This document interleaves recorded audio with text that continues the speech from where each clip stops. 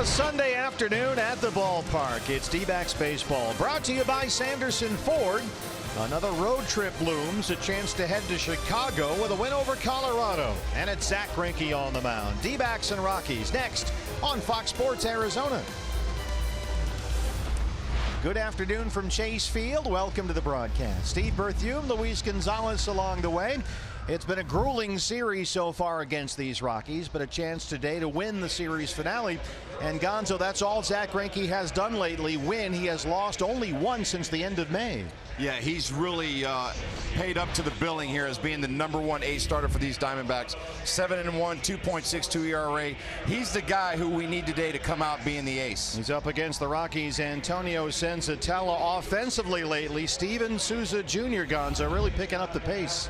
Yeah, he's starting to feel good. He was swinging the bat really well going into the All-Star break, and yesterday he had a fantastic game. Let's hope he can carry it over to today. 3 hits last night for Souza, back in there tonight. D-backs and Rockies coming up on Fox Sports Arizona.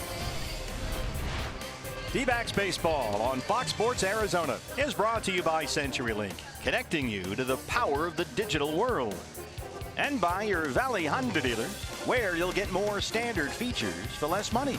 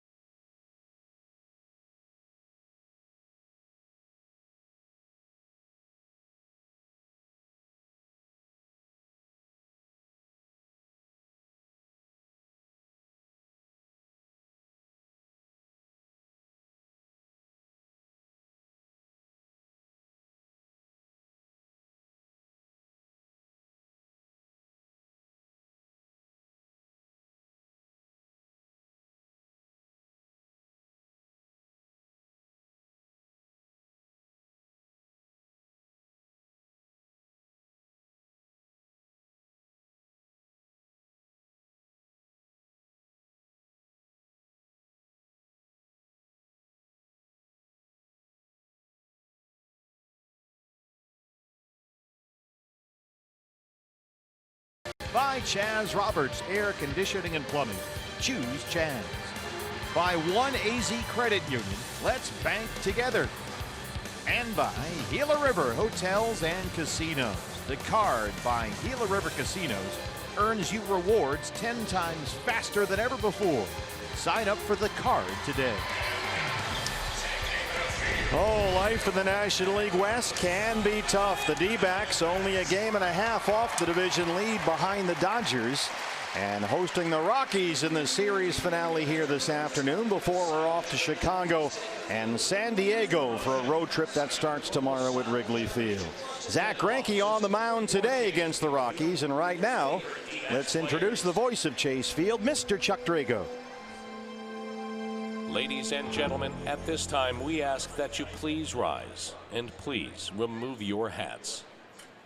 Please direct your attention to the field as we honor the United States of America and pay tribute to our veterans, active duty, and retired men and women of our armed services. The Arizona Diamondbacks and the Colorado Rockies invite you to join in the singing of the Star-Spangled Banner, performed by the Bravos from the Commissioned Officer Association.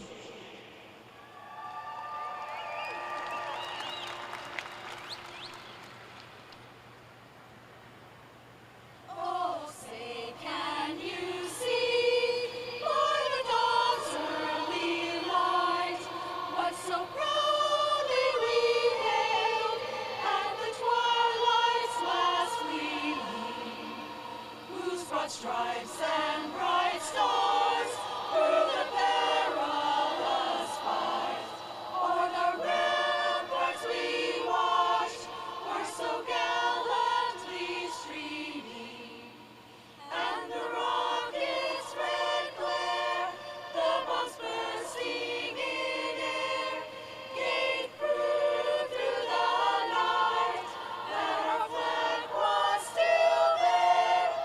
Oh, say does that star-spangled banner yet wave o'er the land of the free and the home of the brave?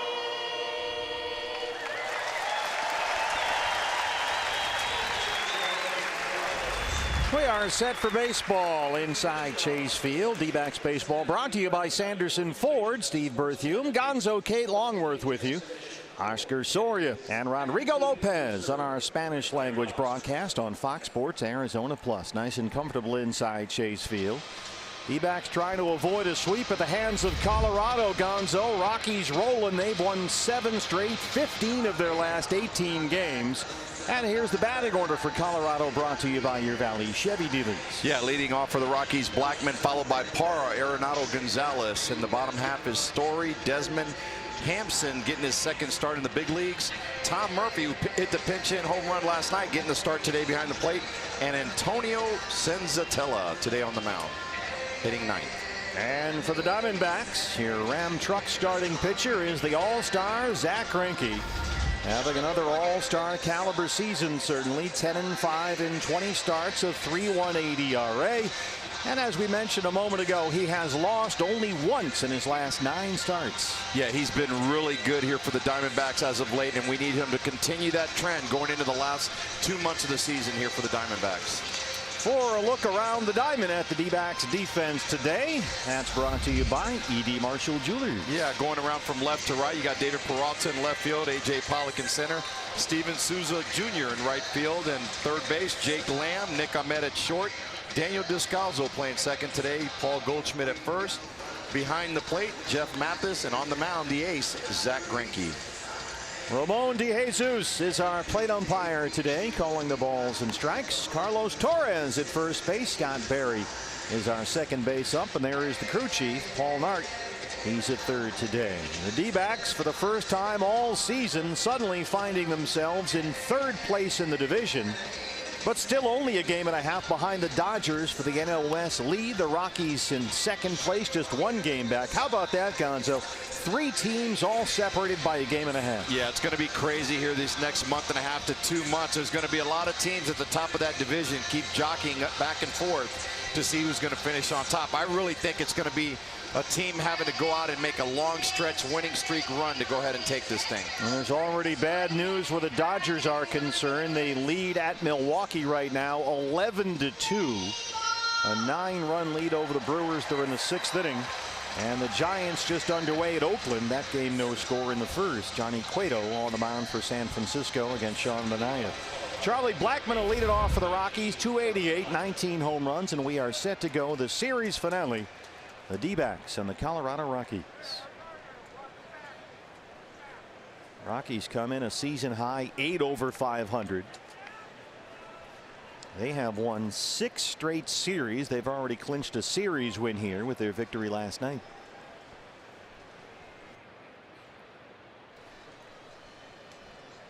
D-backs have the shift on. Fastball's a strike. We're underway 0-1. Charlie Blackmon 3 hits in the series. He has walked twice and scored 3 times. 3 defenders on the right side of the infield.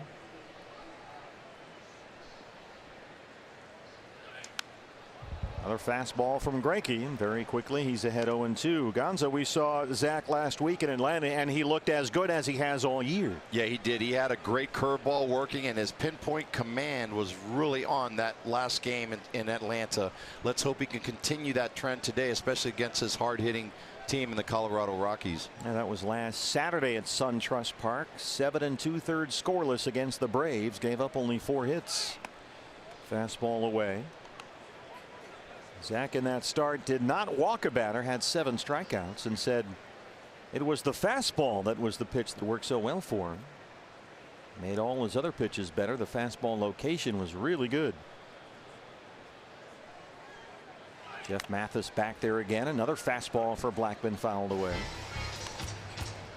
What do you make of the way these two work together? I mean, they've really become 2 peas in a pod, Jeff Mathis and Zach Greinke. They have. They seem to be thinking on the same wavelength. I know sometimes we say Greinke's just a different type player. He doesn't really talk to a lot of guys, but when you got a guy that you can really trust back there, as Jeff Mathis is to him, they really feel comfortable working together.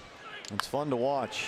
There's a little change up. Blackmon reaches out and taps it to Descalso, and they get Blackmon at first.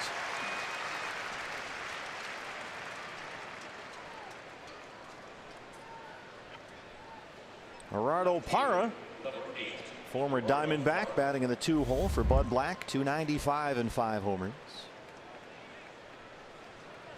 Well, when you think about Zach Greinke at home, his first 5 starts ever here at Chase Field, 1-3.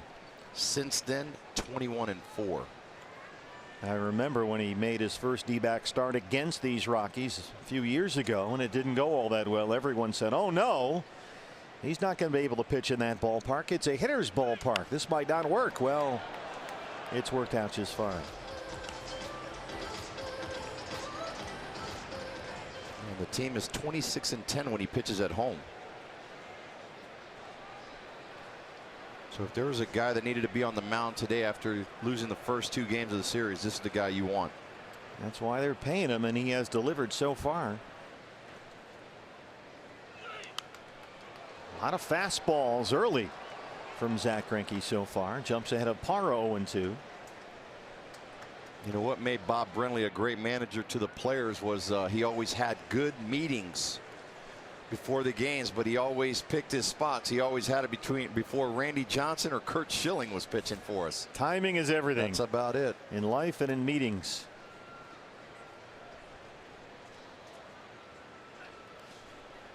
Now, you don't have a big meeting when Omar Dahl is going to pitch or somebody. No, I mean, you wait until RJ's out there. You know, we'd lose a couple games in a row and BB say, come on guys, we got to get back on track, and then we look at the lineup and you go, oh, Randy's throwing today. Of course. we like our chances. So you guys caught on, did you? Yeah, after a while. We weren't that smart, but we caught on to BB. There's that hard Greinke changeup. 87 miles an hour. It's more of a movement pitch for him than a velocity differential. You can see Zach at home this year. He's only lost once. His Chase Field ERA just about 2.5.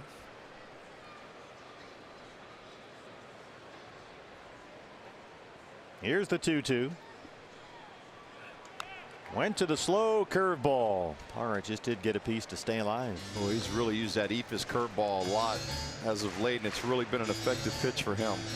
We saw him use it against Markakis with the Atlanta Braves a couple times. Frustrated the all-star outfielder.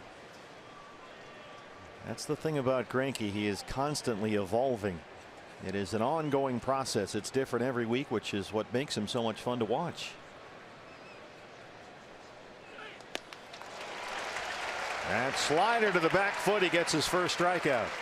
So we saw in that at bat, fastballs, changeup, the eephus, and the slider.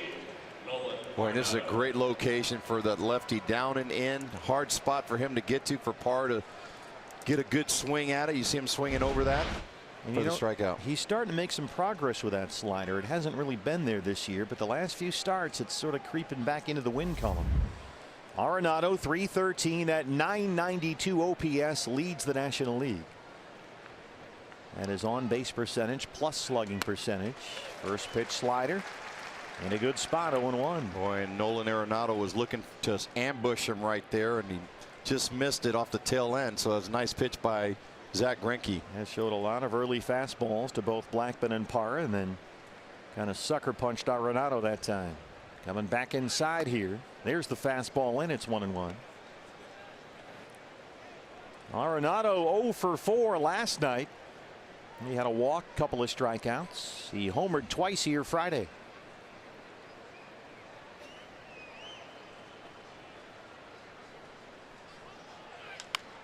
Got that fastball in, 1-2. Arenado in a three-way tie for the National League lead in home runs, along with Milwaukee's Jesus Aguilar, and the Cardinals' Matt Carpenter has suddenly become a home run machine. When you watch Arenado hit, Arenado just moves around constantly in the batter's box. He's not one of those guys that just kind of sits there and waits for the pitch to come.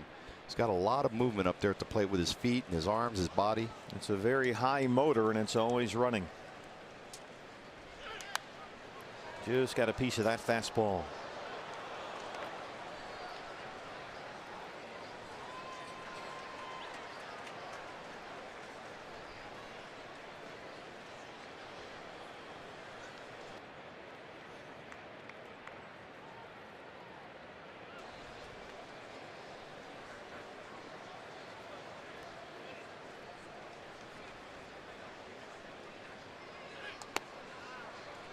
Trying to slide her way out there. Now it's 2-2.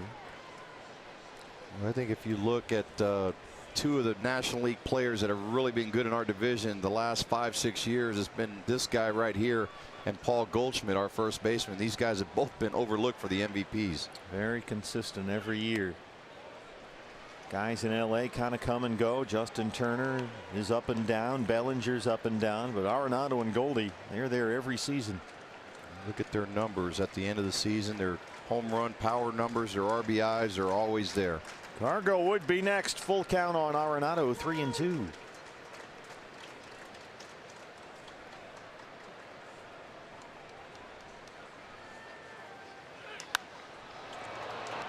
Winds it down the line in right, and out of play. Got a fastball. Well, he's making Greinke work here. This is the part I like best about Zach. You can see the wheels spinning. The thought process. How am I going to attack him? How did he react to that last pitch? What might I throw here? What would work best? And it's amazing how often Mathis is thinking the same thing. And he's able to check on that slider. And it's a 2-out walk.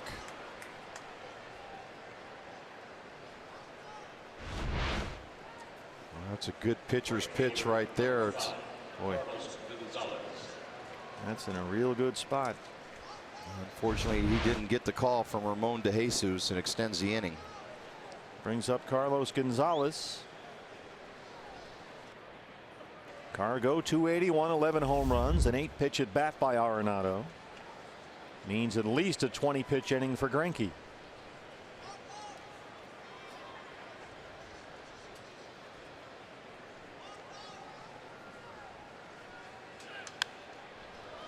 Boy, put that fastball in a bad spot. Gonzalez missed it. Well, and I think the simple fact that he's only throwing 91, 92 miles an hour, but he's got all that off-speed stuff. It sits in the back of the hitter's mind. So when they get that fastball that they're able to hit, they usually miss it.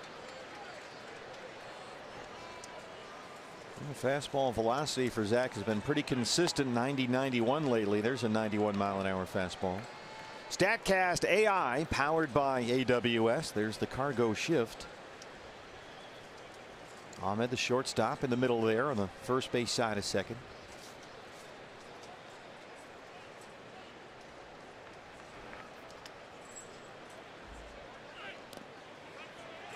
Change up in the dirt. Arenado was halfway to second. And Mathis forces him back to the bag at first. Well, he thought about it, but Mathis did a great job of getting on top of this ball to get it in a hurry. Nolan hits the brakes and comes right back to first.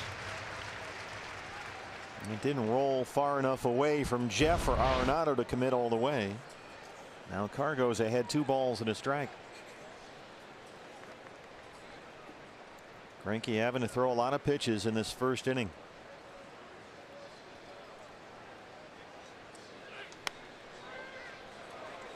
Way inside with a fastball, and now it's 3-1 with Trevor Story on deck.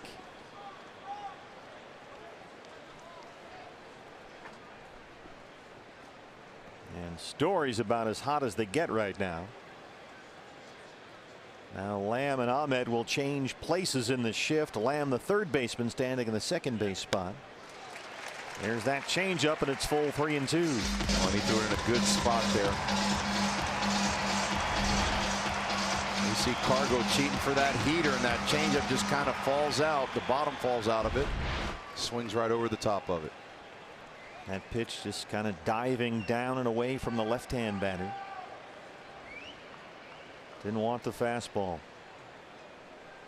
Goldie behind the runner. There goes Arenado. Slow curveball, and he got him.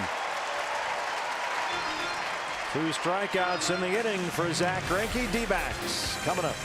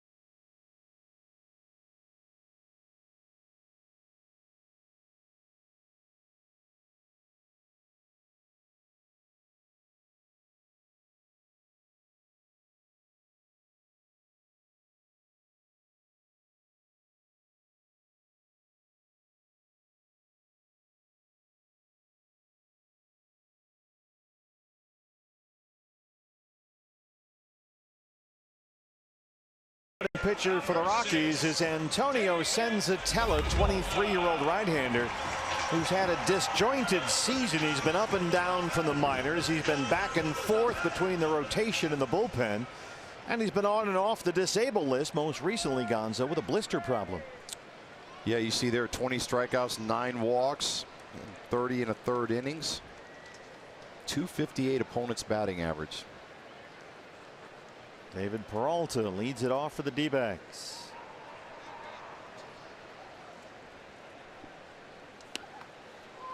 Fastballs right there, down and away for a strike. David 289, 16 home runs.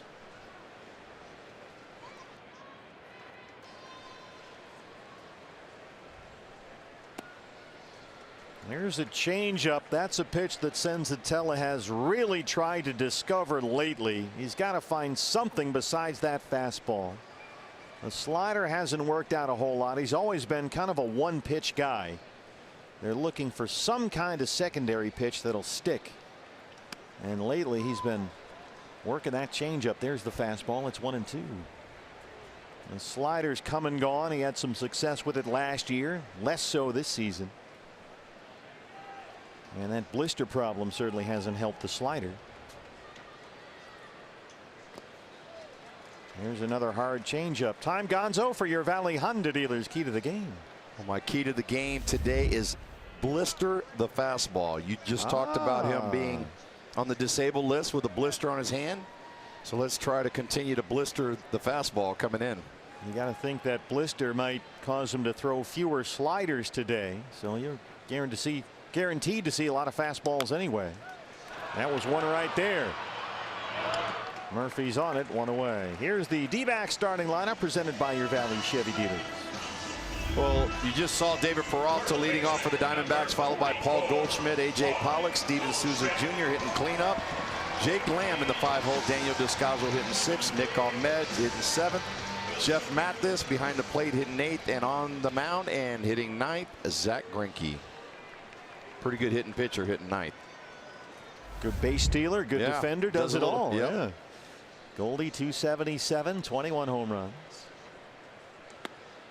Oh, there's a curveball. Senzatella starts him off with a bit of a wild card there. And that curveball's been really inconsistent for him. Trying a slider. That was the one that's maybe created the blister problem. There's the defense against Goldie. 3 defenders on the left side.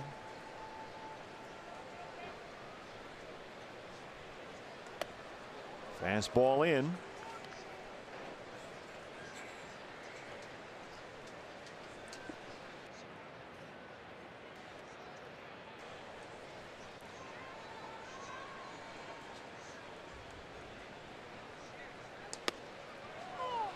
Got the low strike call from Ramon de Jesus, and it's 2-2. AJ bats third today. I think for the D-backs, the key is going to be having a guy like David Peralta at the top of the order to get hot, because he creates a lot of offense for these guys behind him. And that 4-hit night the other night. Let's take a look at the Rockies defense. That's presented by E.D. Marshall Jewelers. Well, for the Colorado Rockies, going around from left field to right, you have Parr in left, Blackman in center, Cargo in right. From third to first, Nolan Arenado at third, Trevor Story. You got Hampson making his second big league start. Ian Desmond at first, Murphy behind the plate, and Senzatella on the mound. Senzatella was a 10-game winner as a rookie with Colorado last year. And this year he's kind of been all over the place. There's a fastball right by Goldie at 95. That's always been his best pitch. Yeah, and he kept it in a good spot here. You're going to see that pitch over the outer half part of the plate, just off the plate, but fast enough to put it by Paul Goldschmidt there. Well, Goldie has now struck out 7 times in this series. 2 down for AJ. Batting .299, a dozen homers. Coming off that 5-hit game Friday night. He walked twice and scored last night.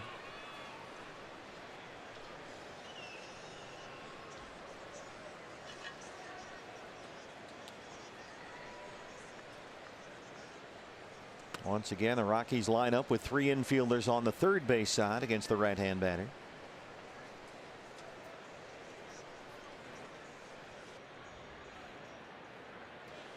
We know how good the Rockies have been playing. We just need the D-backs to just catch fire here.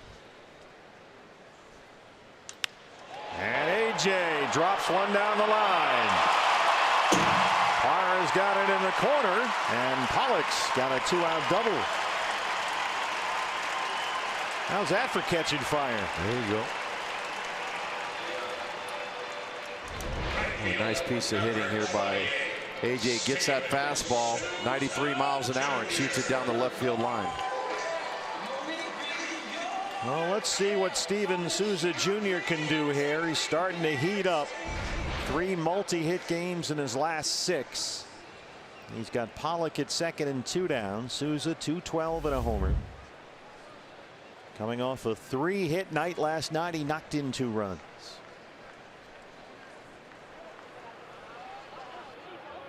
We've seen him, Gonzo, be very aggressive very early in counts.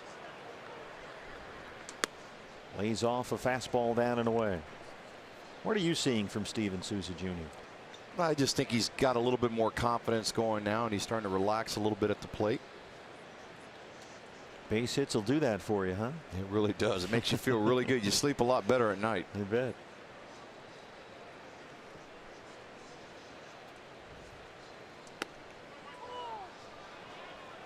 Well, that's the call that Zach Greinke couldn't get in the top half of this inning. 1-1. Boy, it'd be really nice for Souza to get a base hit right here to really get that confidence level at sky high.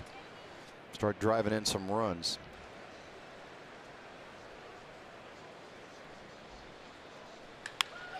Souza. That's a fair ball. Here comes AJ. Steven Souza Jr. makes it 1-0 D-backs. He's heating up. Boy, now he really feels like he's starting to contribute to this ball club. And that perfect timing, too. Now's when you need him. Back-to-back 2-out doubles.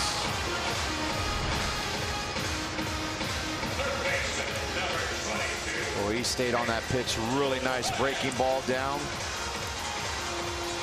Yeah, Senzatella, if he's got to throw breaking balls, off-speed pitches, it's going to be a short day for him.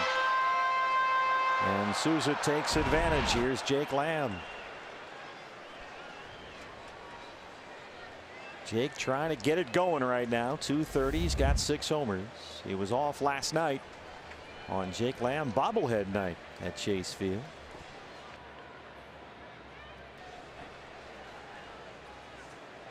See if we can get Jake Lamb to trade places with him right here one more time. Got back-to-back doubles. See if we can get another one. That was the 86th first inning run given up by the Rockies this year. That's the most in the majors.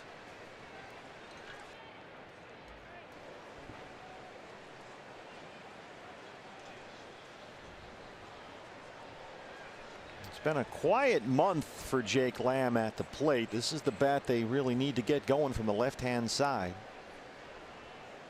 Jake just 3 extra base hits and 4 runs batted in July. Chance to make it at least 2-0 right here.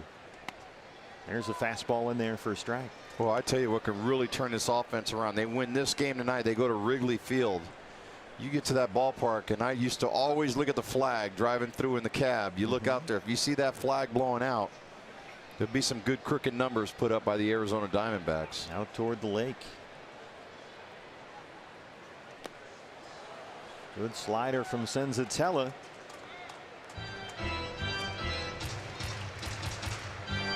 Jake's in one of those stretches where it's always 0-1, 0-2. Yeah, when you're not swinging the bat well, sometimes you feel like you're already in the batter's box 0-1, 0-2, and then of course you go up there, you take a good pitch, you want to see a pitch sometimes, and then you think back and you say it's a good pitch that I should have hit. You start doubting your abilities. And that compass just kind of starts spinning around and you just can't find true north. There's Dave Magadan, the hitting coach. AJ all smiles after his double.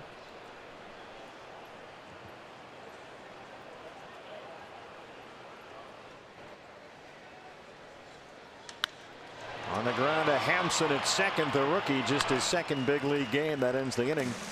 But Steven Souza Jr. comes through again. It's 1-0 Diamondbacks.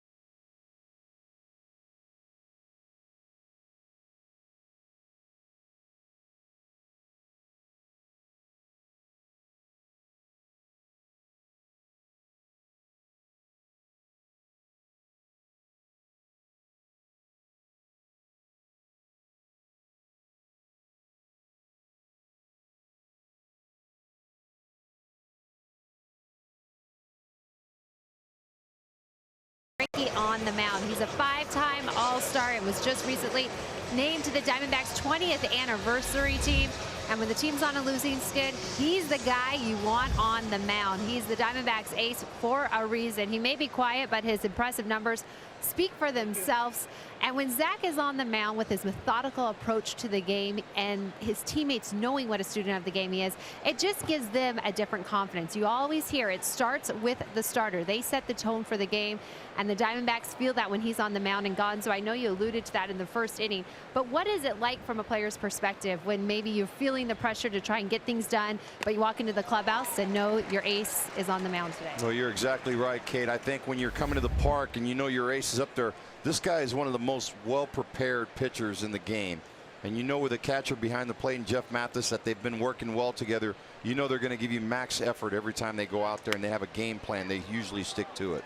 And it seems like, Gonzo, and I'm sure this was the case with Randy and with Kurt, there's a little different buzz. The energy level's a little higher on those days. Yeah, absolutely. You always felt good. You almost felt like you were coming to the yard. You were already winning 1-0 like we are right now.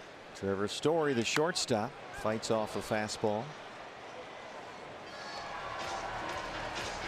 Well, Greinke, a walk, sandwiched in between a couple of strikeouts in the first inning.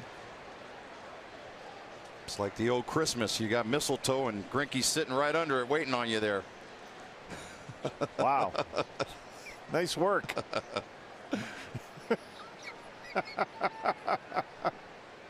What just happened?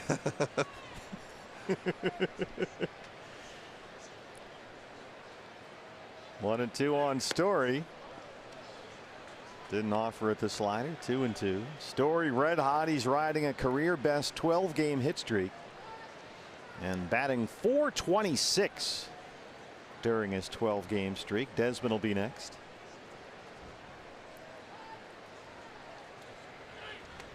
Swing and a miss. Boy, that slider getting better and better every week. A nice pitch right there by Zach Greinke. You see the rotation on it, just breaking down and away.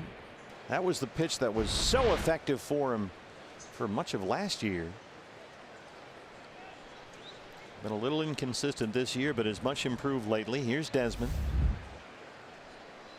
238, 18 homers. He's got 3 hits in the series. He's doubled and tripled. His bat's starting to come around for Colorado this year. Well, he's got that fastball in there. 0-1. Desmond's got an 8-game hitting streak. He's got 14 hits in his last 8 games. Another fastball, and quickly it's 0-2.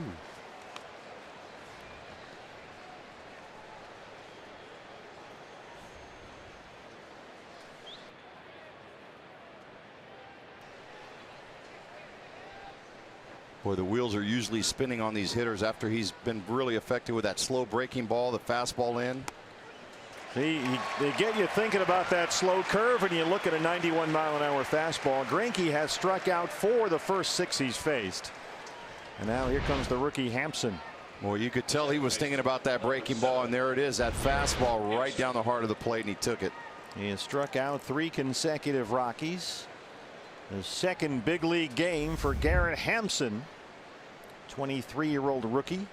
Had an RBI double for his first major league hit in his big league debut last night. Second baseman. And this one is out to Souza. Zach Greinke with a 1-0 lead at Chase Field.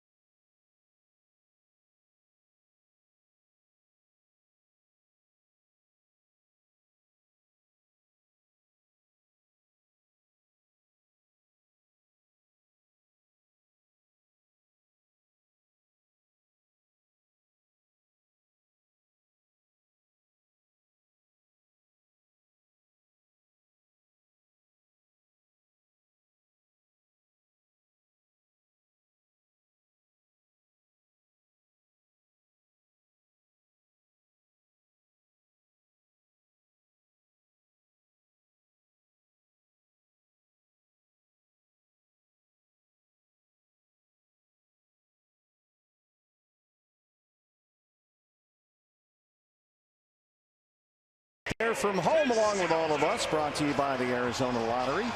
Get your tickets online during every D-backs home game on Fox Sports Arizona. dbacks.com/50/50 raffle.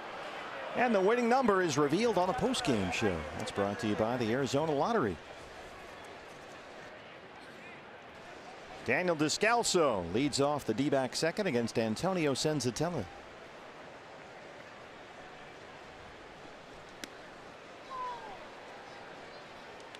There's a nice fastball down in the zone. Daniel's usually one of those guys, he sees some pitches first time up around the batting order. He has struck out and walked as a pinch hitter so far in this series.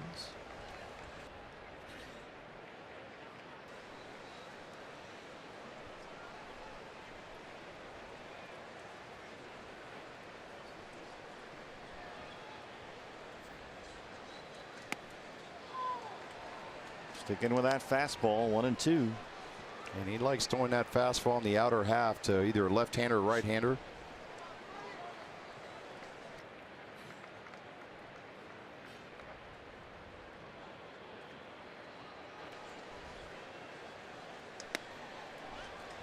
That hard changeup. Senzatella last year threw that fastball more than 70% of the time, more than any other major league starting pitcher. And after that, it was mostly all sliders and very little else.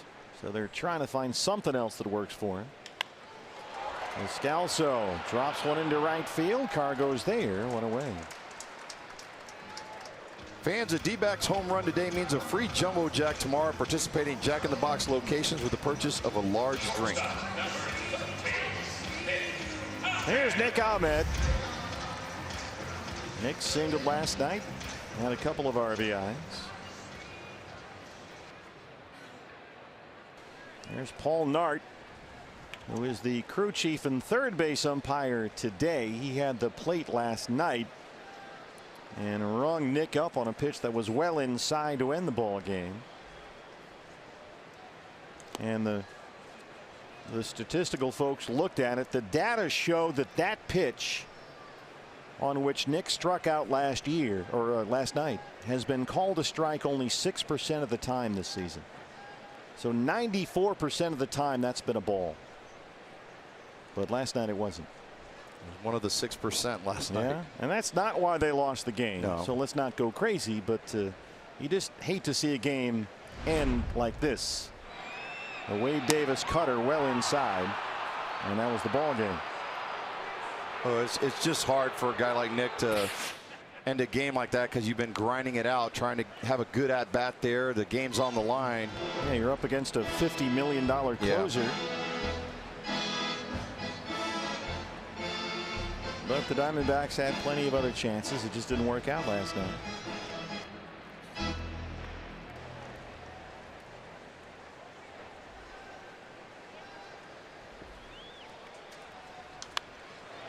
That'll get out of play.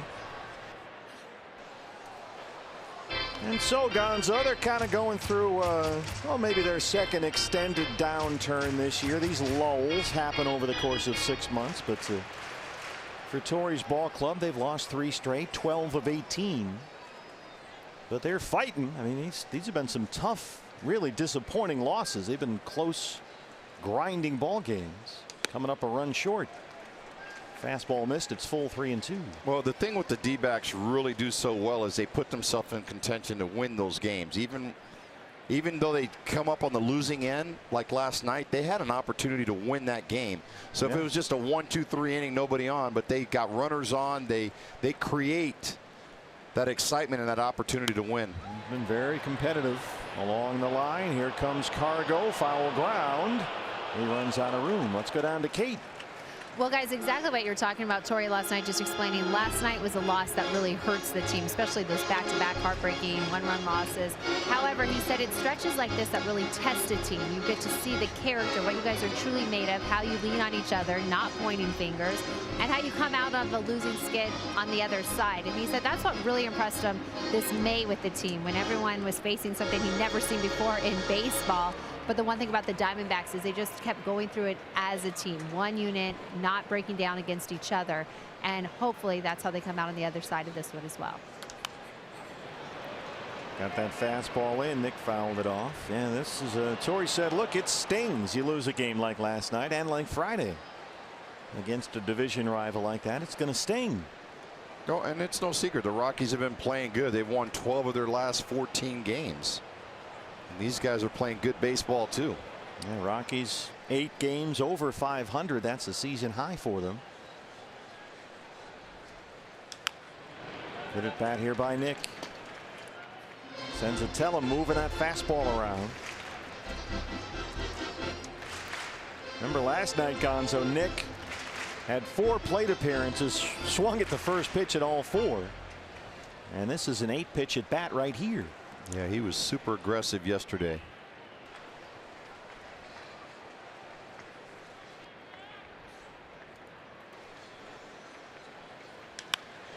Base hit.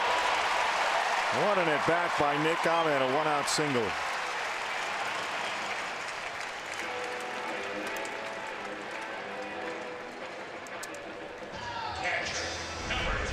Well, here you see the pitches to Nick Ahmed. First pitch slider, another slider down and away. Fastball in the outer half, fastball in the upper outer half, fastball down, fastball middle, fastball up and in. Another fastball down, and then a fastball middle bottom part of the strike zone. Nice piece of hitting there by Nick Ahmed. Nationwide Vision Center's eye on the game. That at bat gives you an idea of how much Senzatella relies on that fastball. Just one after the other. Mathis lines on Arenado. They double off Ahmed. Hang with him. Mathis had a double down the line. Instead, it turns into a double play for the Rockies. There's the Gold Glover. It's 1-0 D-backs.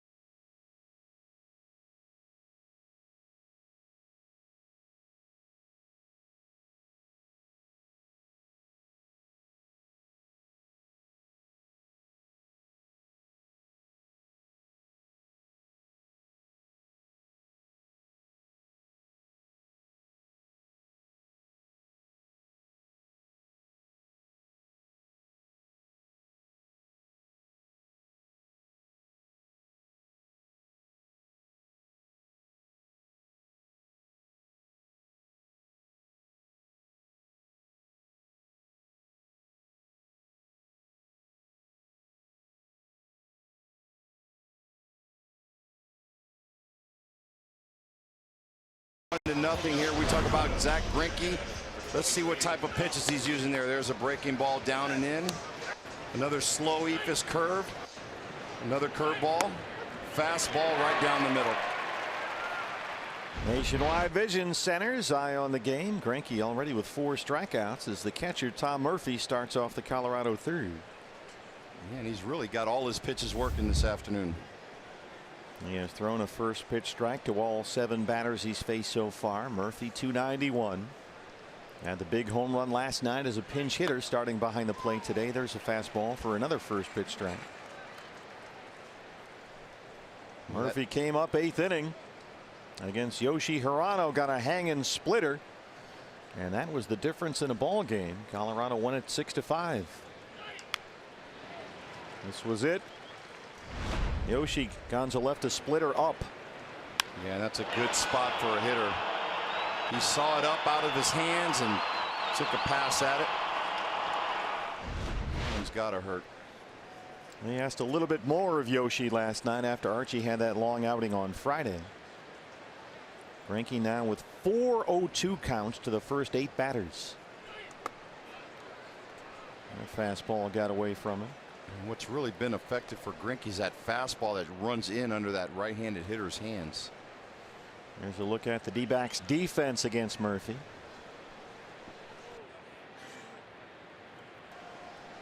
You know, the last time we saw Yoshi, going back to him, was in that rain game that we had in Atlanta. Yeah.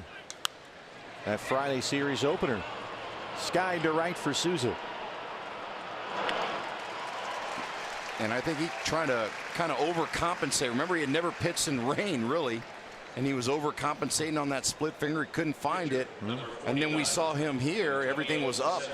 So it's almost like he lost command of it there for a little while. It was a long outing for Yoshi. 1 2/30 through 23 pitches. They don't usually have him go that long. And I think you're right. That combined with a layoff and a long outing all worked against him last night. Here's the pitcher, Senzatella.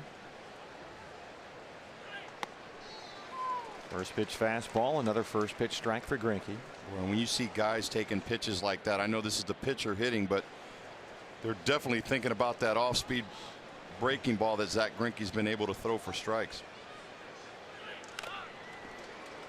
That was the slider. Now he left it in a bad spot up, but the sliders looked awfully good so far today. 40 pitches, 27 strikes.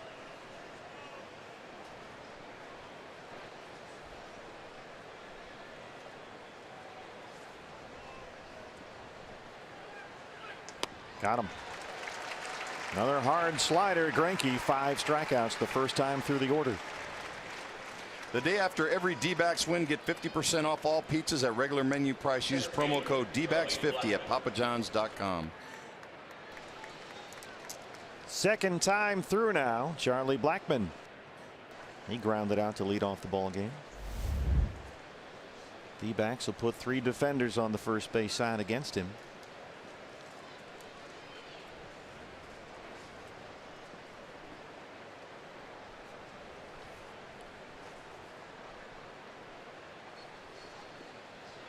Only thing that makes you nervous, Gonzo, is this is how Zach Godley started last night. Zach set down the first 9 he faced.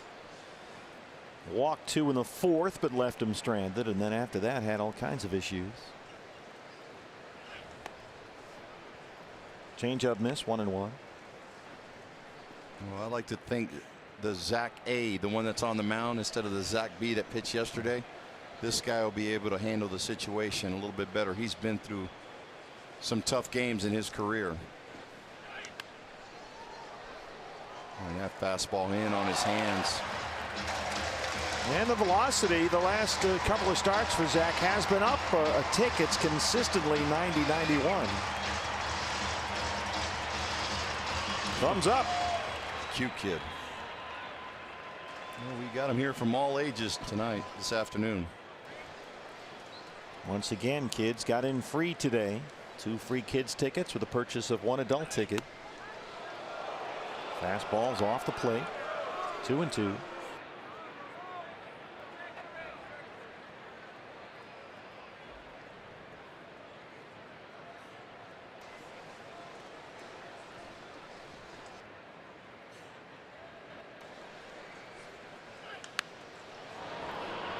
Center field, A.J. Pollock. 1-0 Diamondbacks.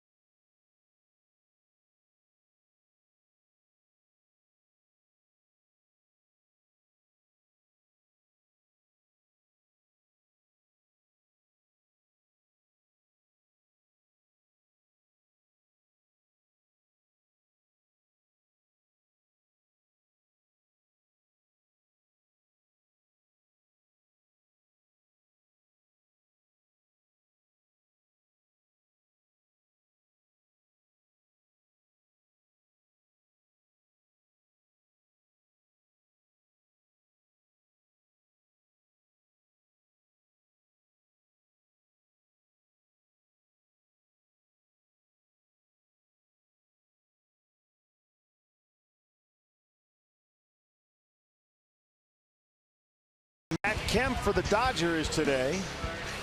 Homered in his first 2 at-bats at Miller Park in Milwaukee in L.A. in the 9th inning now. Leads 11-2. He's really had a good year for the Dodgers. Sure has. That was just a kind of a salary move, almost a salary dump, and it turned into an all-star season for Matt Kemp. Here's Greinke.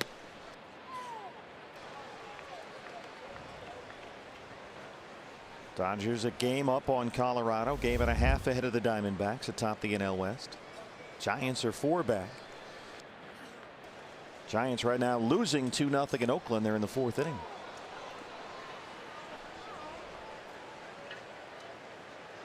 Zach jumping away on that inside breaking ball. That sends a Tellus slider. Kind of comes and goes for him. Fly ball, left field. Parra's there.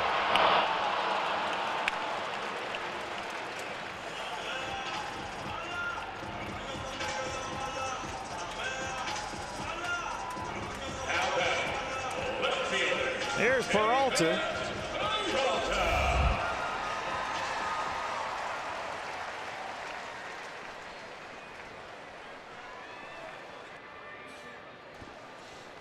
David had that 4-hit game Friday here in the series opener. A couple of doubles. This is sliced out to left field for Parra. 2 outs. And Peralta didn't waste any time. He tried to jump on that first pitch. Here's Goldie. Struck out his first time. 7 strikeouts in the series so far for Paul.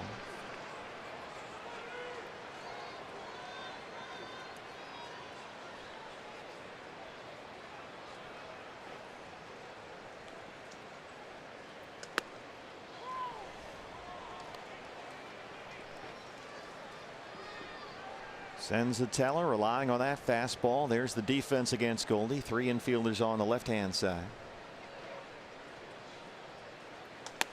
Another fastball in very quickly. 0-2. He tries to set that fastball up inside, then he usually goes back away with that heater off the plate to Goldie. That's what he did last time.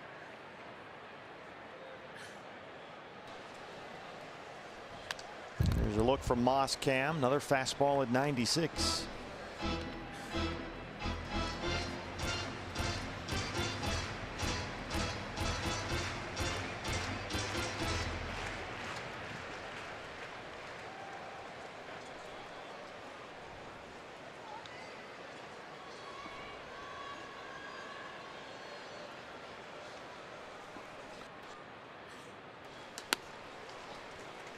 Tried to go down and away with the heater.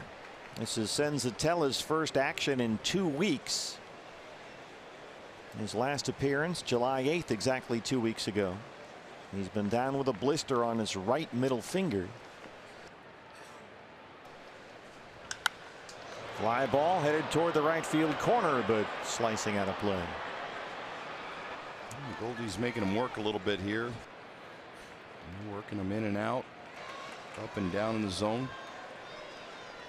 Senzatella in that long layoff did throw the other day what the Rockies called an aggressive bullpen, about 35 pitches.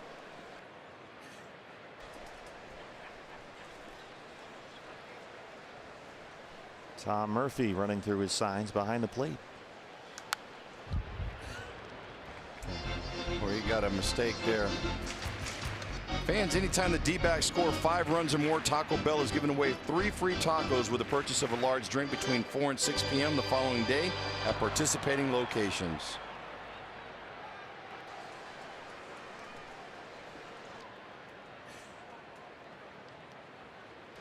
Murphy wants it down. Trying the slider a little too low. It's 2-2. It's funny, you see catchers all the time tap their gloves in the dirt when they want the pitch down. Murphy just pointed with his throwing hand.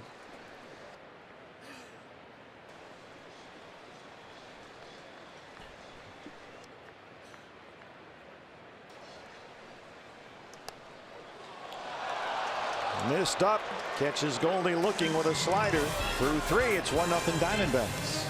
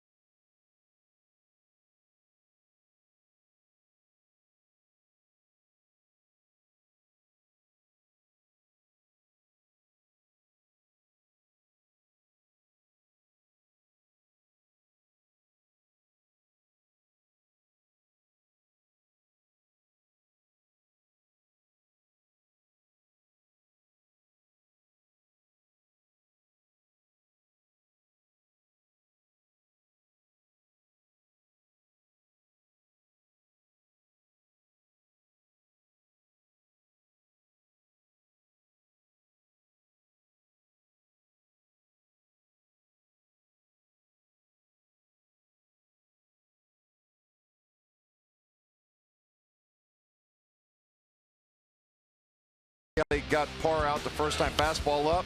Fastball again fouled off. Curveball down. The changeup. Another curveball here. And then the slider. The wipeout slider to knock him out in the first at bat for Gerardo Parra. Nationwide Vision Center's eye on the game. Parra leads off the fourth. Zach with 5 strikeouts so far. He's walked 1. He's not given up a base hit.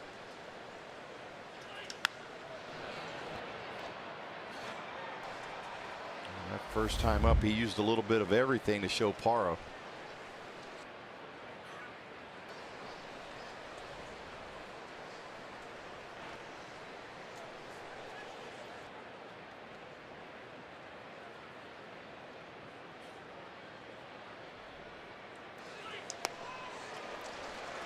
Good hard changeup. 0-2.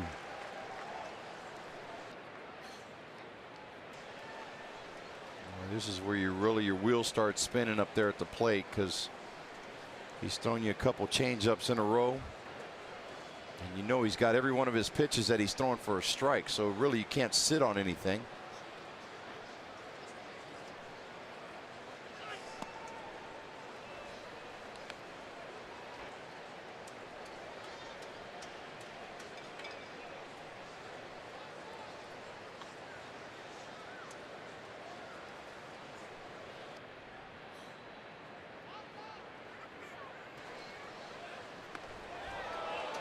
Oh. 2-2. Trying to drop it in there. You see the curveball. 64 miles an hour. That was a pretty good pitch. 50 pitches, 33 strikes.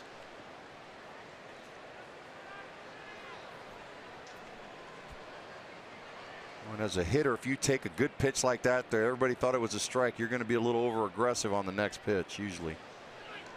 Like that. Yeah. Well, you don't want to take anything close, because you know if the umpire missed it, you're thinking to yourself, if there's another one close around the plate, he's going to give it back to him.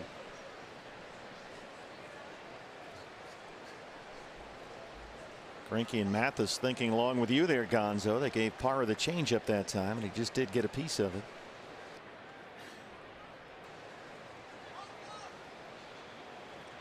Fastball coming.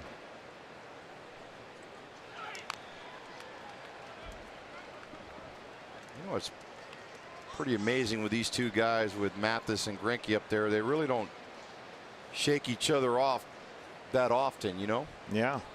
Seems like every time he's put the numbers down or the fingers, Greinke's pretty much been in the same page with him. They really do work in tandem together.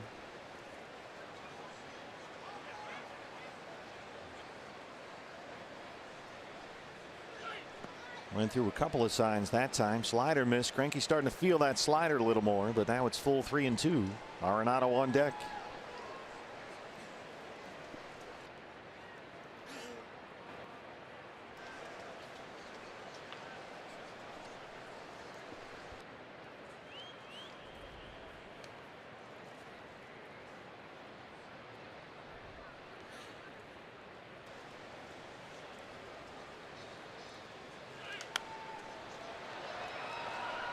Parra just hanging on there.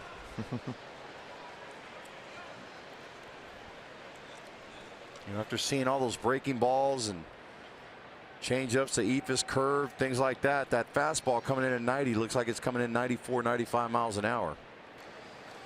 Pitch number 9 in the at bat right here. Fastball away. That's 6 strikeouts. He's set down 8 straight.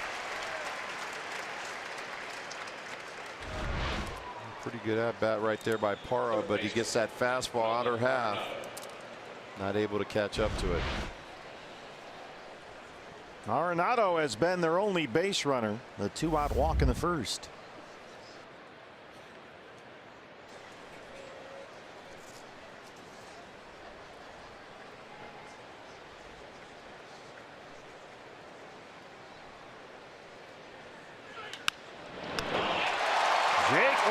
Third takes a base hit away. Well, now Arenado knows how it feels.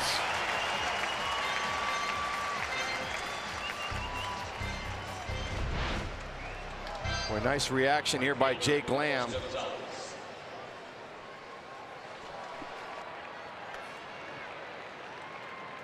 Here you see the reaction by Nolan Arenado. He's done that plenty to a lot of other players on other teams. Did it to Jeff Mathis for a double play back in the second. Shift is on against Cargo, who struck out to win the first.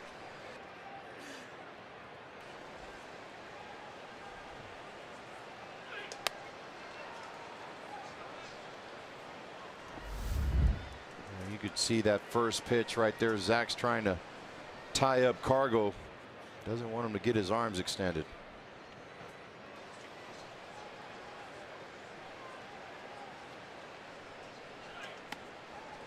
What's amazing to watch Cargo and then think of a guy like Anthony Rizzo, who we'll see this week in Chicago, a left-hand batter who stands right on top of the plate and leans out over into the strike zone. Cargo's way back there.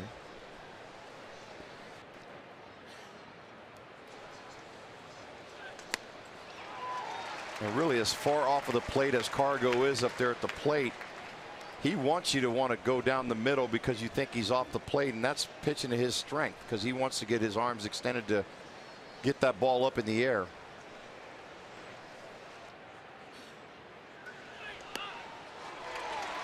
Two and two. Well, that's great location by Zach Greinke.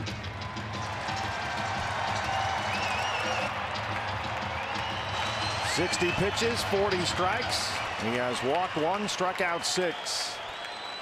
Story would be next.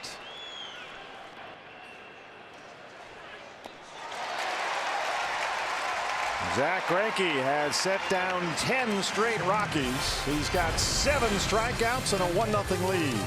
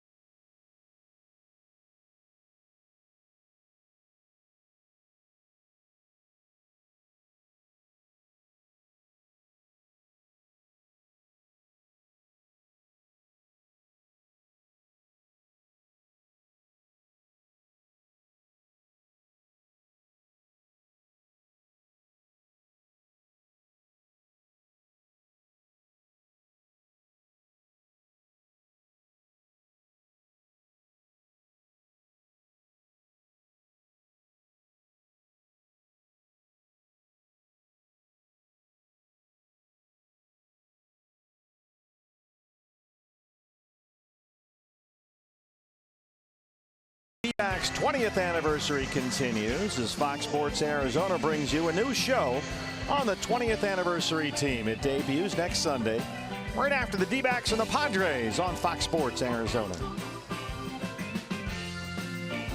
A.J. Pollock's on that team. He leads off the 4th against Antonio Senzatella.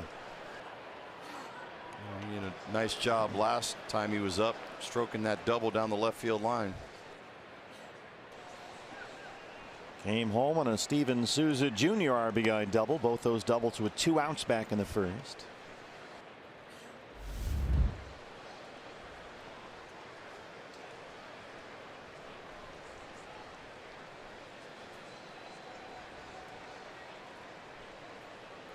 Rockies have the shift on. 3 infielders on the third base side.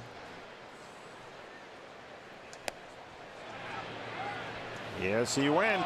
Carlos Torres down there, 1-1.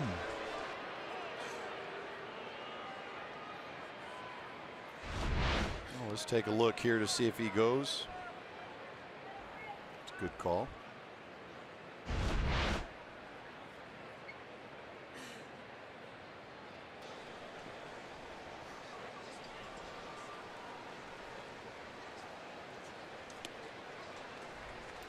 There's that slider. You can tell it's just not a dependable pitch for Senzatella.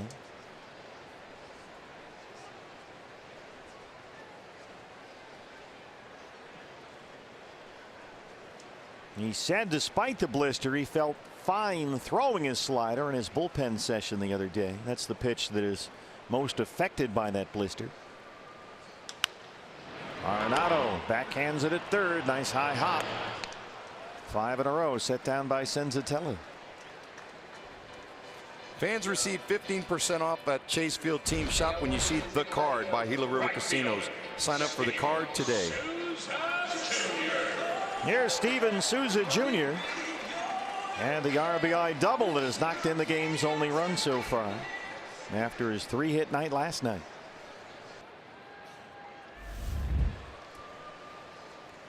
I think you just see a little bit more confidence in him, his body language. And a little more relaxed too. This was Souza after Pollock had doubled with 2 outs in the first. And he got that breaking ball, stroked it down the left field line. Fastball's low, 1-1. But I think for him too, now he's finally got his average over 200. Up to 221. I got a feeling when he hits to Chicago, that home run number is going to jump up a little bit too. Good fastball in there from Senzatella. 1 ball and 2 strikes.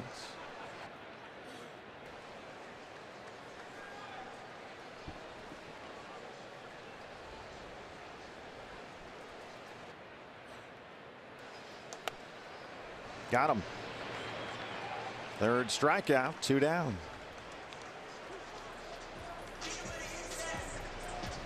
I think this has been Senzatella's most effective pitch on that righty, that fastball away on that outer edge of the strike zone.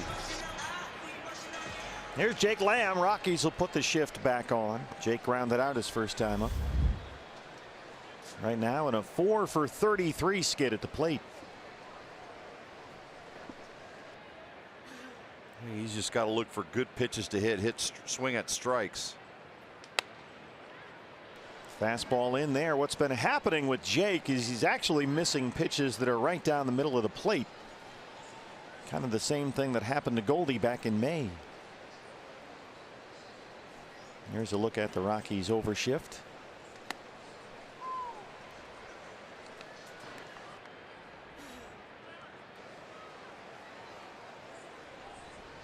No, you start overthinking when you're struggling. When you're playing well and swinging the bat well, you don't think about anything. When you're at the plate, you clear your mind. Well, you said it earlier. Here he is again, 1-2 count. It's been like that all month for Jake Lamb.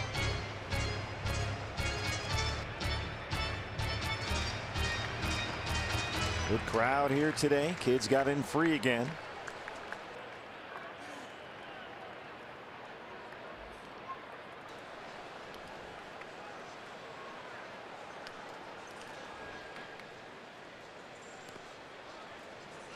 Tried a curveball. It's 2-2. Final in Milwaukee. Dodgers beat the Brewers 11-2. Giants trailing at Oakland 3-1. They're in the 5th. Let's see if he comes with that fastball away on that outer edge. Nope. Try the changeup.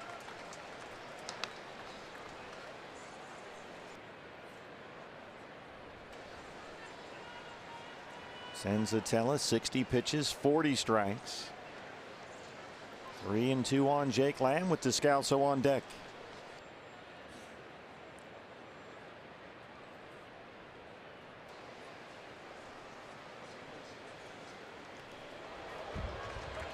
It's a wild slider for ball 4. That's his first walk.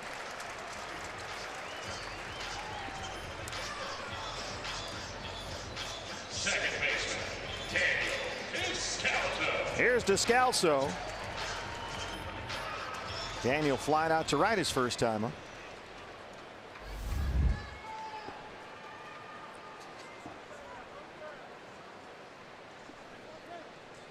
been known to come up with a big hit when we need him.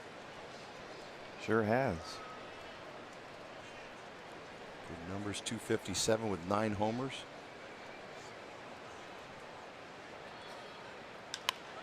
That one is throw into right. Lamb in at third. They're on the corners with 2 down for Nick Ahmed. Well, I tell you, he's a good professional hitter. His first time up, saw a lot of pitches. Second time up, he already knows what he has. Jumped on that first pitch he saw.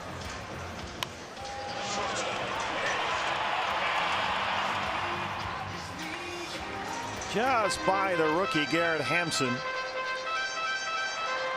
And Lamb takes the turn and digs for third.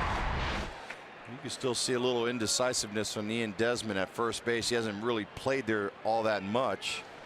He kind of started to go for the ball and then he backtracked over to first base. Yeah, longtime shortstop in Washington. Played the outfield for Texas a couple of years ago. Nick singled his first time up.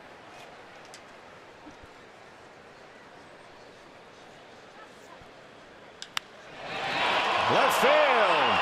Oh, it's by Parra. And here we go. Lamb is home. Descalso is home. And it's 3-0 Diamondbacks.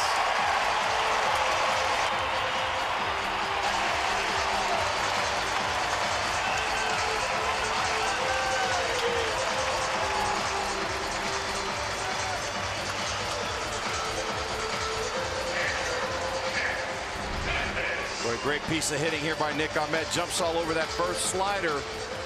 Hits it down the left field line past the diving Parra. Boy, just out of the reach of Parra.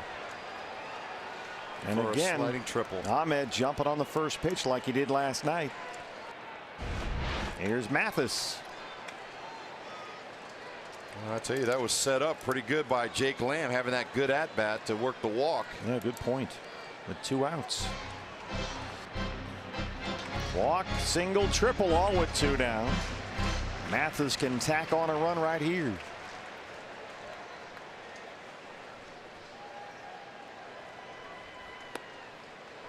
Fastballs, a strike 0-1. Well,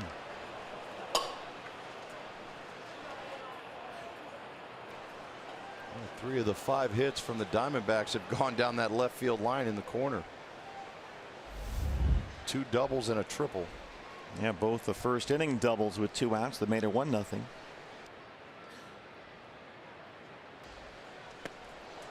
That was a good slider from Senzatella. 0-2.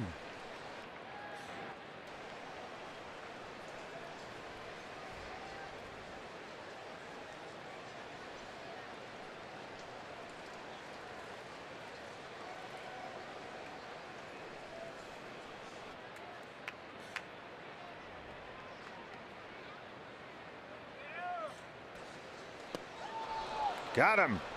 But the D-backs get 2. They lead it 3-0.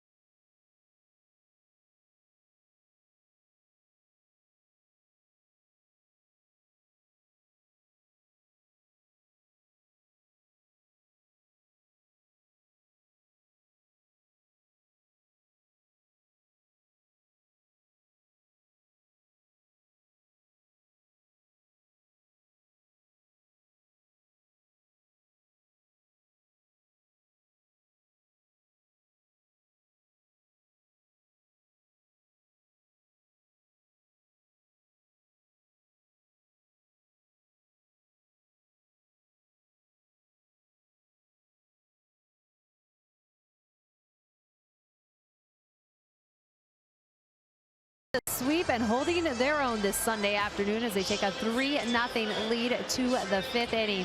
And it's time now for our Valley Toyota Dealers Let's Go places. And the Diamondbacks, well, they are heading to Chicago. And the next stop will be 4 games in Chi-Town, followed by 3 games in San Diego. And you just saw Clay Buchholz. Well, he had a rehab against outing for Visalia on Thursday. 6 innings, giving up just 4 hits while fanning 6. He was, of course, placed on the disabled list back on June 25th with that oblique strain. But right now, everything trending in the right direction, says Torey Lavella. Today, Clay had the ball in his hands once again for a bullpen session, and Torey said he believes that Clay will come out of that just fine. And hopefully after the game, Torey will feel confident to name Clay the starter for that Tuesday game in Chicago. So we will keep you posted on that through Postgame Live tonight. Trevor Story, fly ball, right field. Souza's at the track. 11 straight set down by Zach Greinke. Thanks, Kate. Good to have Clay Buchholz coming back. First baseman, Ian Desmond. 1 pitch, 1 out. That's what you like to see. Here's Ian Desmond.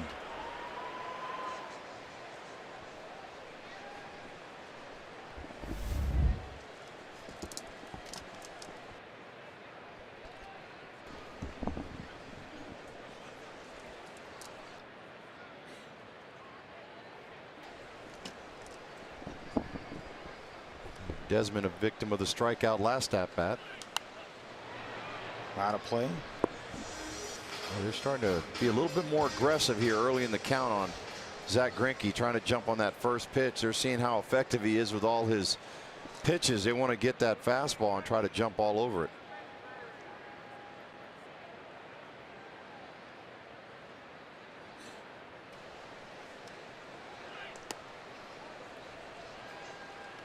One and one. Desmond with an 8-game hit streak.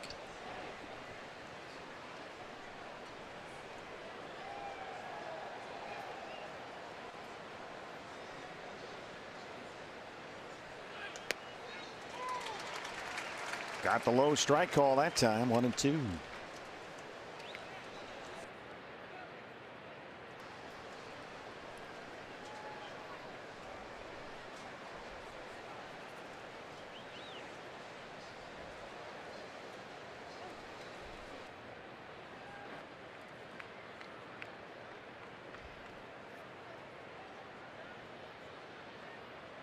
Boy, Zach just looks calm out there, doesn't he? He's been here before. Wouldn't bite on that slider. 2 balls and 2 strikes. Hampson, the rookie, on deck.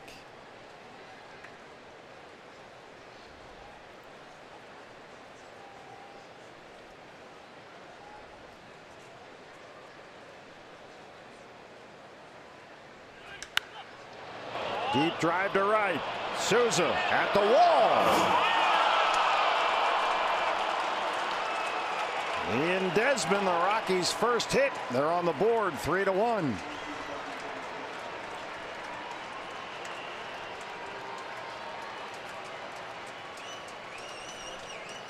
Trevor Story just before Ian Desmond got a pitch like that and just missed it to right field. Ian Desmond gets that heater out, just drives it out to right field. That's his 19th of the year. Just over the head of Souza.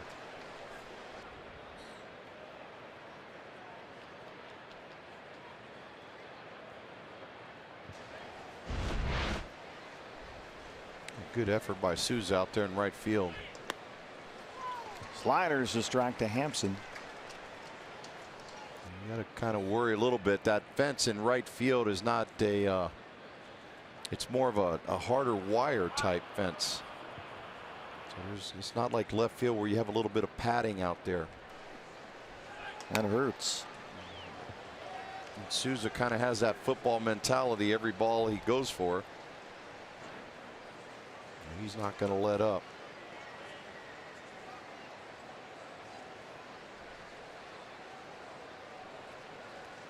One and one. There's a strike with a fastball.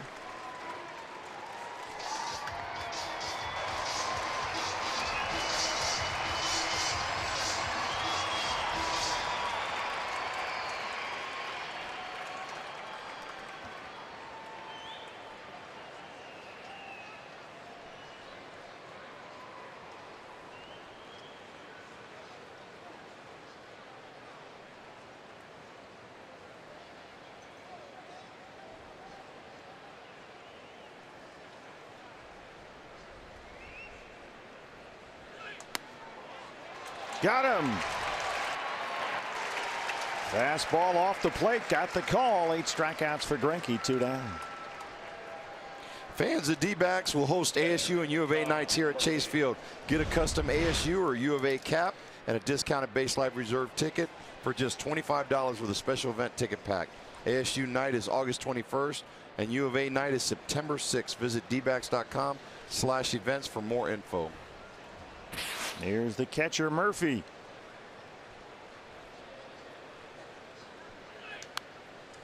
Boy, Zach really got a break on that last strike 3 call. Well off the plate.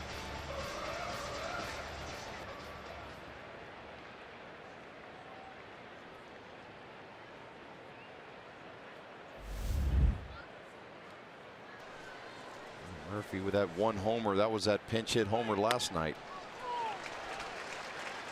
That was the difference. Broke up a 5-5 tie in the 8th inning.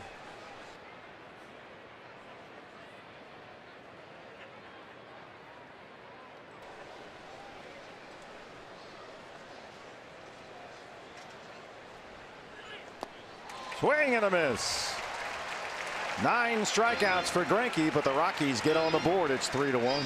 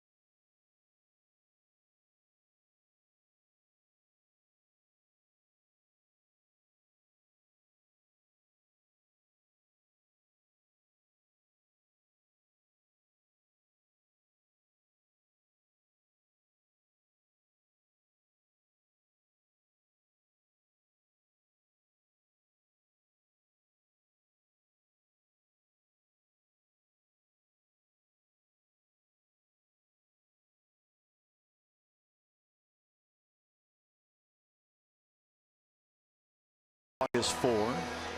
The annual alumni game festivities presented by Sanderson Ford start at 2 o'clock. Special pregame ceremony honoring the 20th anniversary team. Get there early, fans. Get this t-shirt giveaway courtesy of Gila River Hotels and Casinos. Visit dbacks.com for more info. The Gonzo Geico. This day in history brought to you by Geico. Gonzo on that 20th anniversary team. Well, you see all those franchise numbers. I think they're going to be broken sooner or later by Paul Goldschmidt. So, well, maybe only 1 or 2. I need to get back to my fighting weight there. I like that. We all do. Here's number 20 up in the rafters here at the ballpark as Greinke leads off the bottom of the 5th.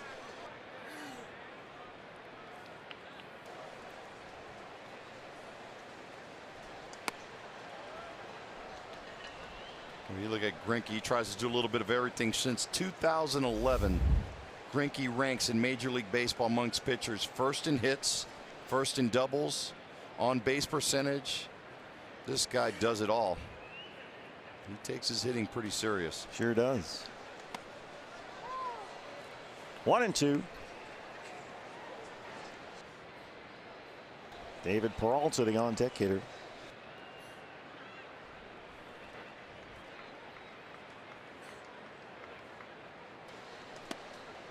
Called strike 3. 5 strikeouts for Senzatella.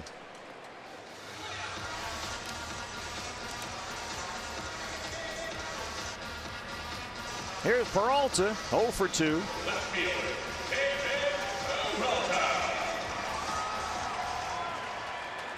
David is grounded out, flied out.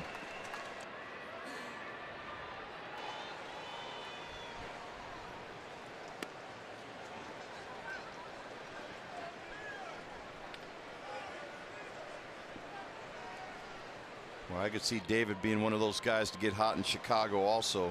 Oh, yeah. Weather should be pretty nice for you guys. Up the middle. Hampson, the rookie, makes a nice play.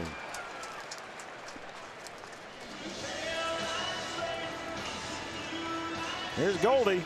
First baseman, Goldschmidt. He struck out twice.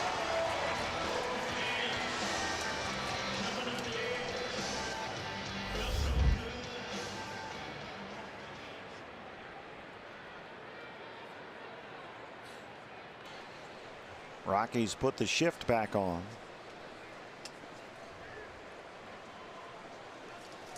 He's going to have to go pretty good to try to get to 100 RBIs. He's got 52, but he can do it.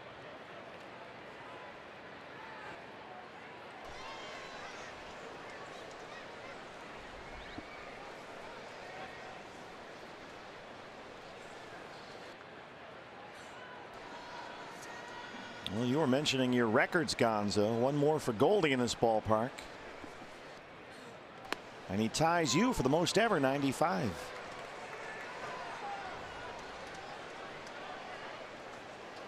I'm sure he's going to get at least more than one here before the end of the season at this ballpark.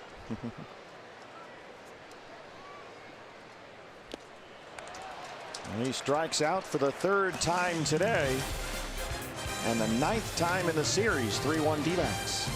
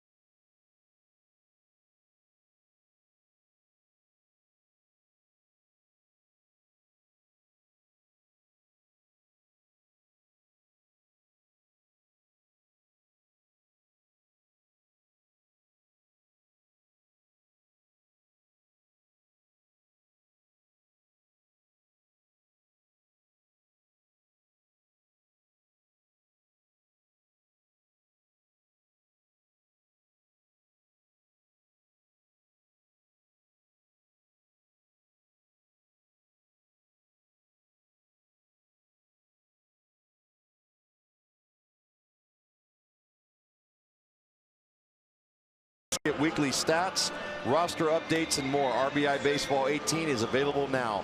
Learn more at RBIGame.com. Rated E for everyone. Antonio Senzatella, the Rockies pitcher, leads off the 6th against Zach Greinke. Greinke so far has given up only 1 hit. The Ian Desmond homer.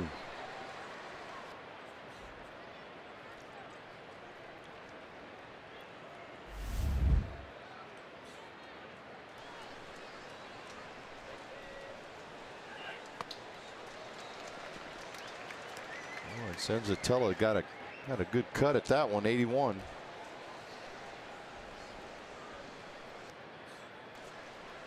Greinke 9 strikeouts so far. 1-1.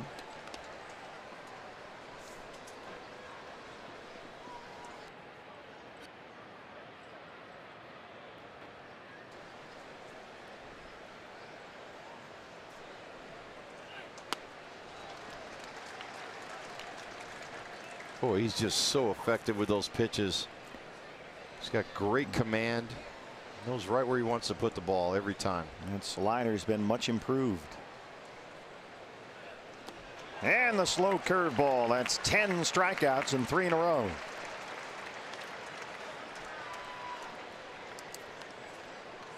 Center fielder. Man, he is this generation's Greg Maddux. If you really think about it, the way he pitches. Sure is.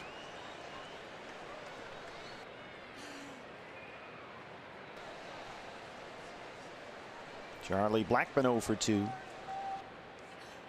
It's just really refreshing to see him pitch. You're always thinking about guys coming out throwing 94, 95 miles an hour, trying to blow it by everybody. He just uses every one of his pitches. Greinke now with 10 strikeouts, 23-2 when he punches out at least 10. That's an incredible stat right there.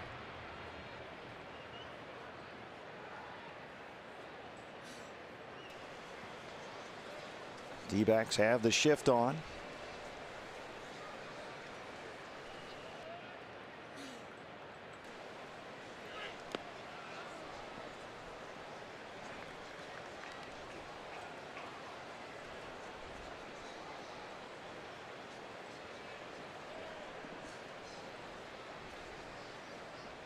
.80 pitches, 55 for strikes. He has walked 1 and punched out 10.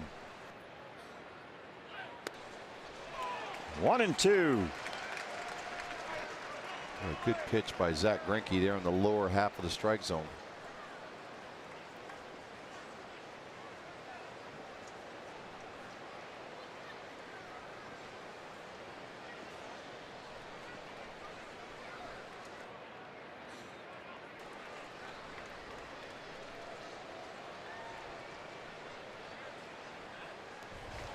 Waves at the Ephus pitch. 11 strikeouts and 4 in a row.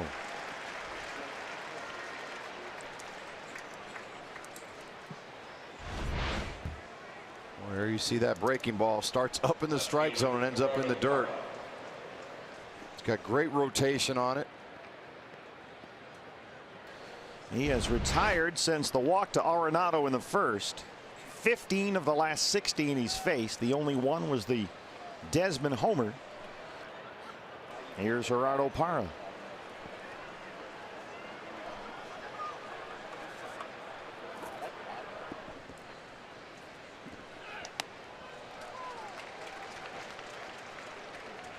Darts that fastball on the inner half. Parra has struck out twice.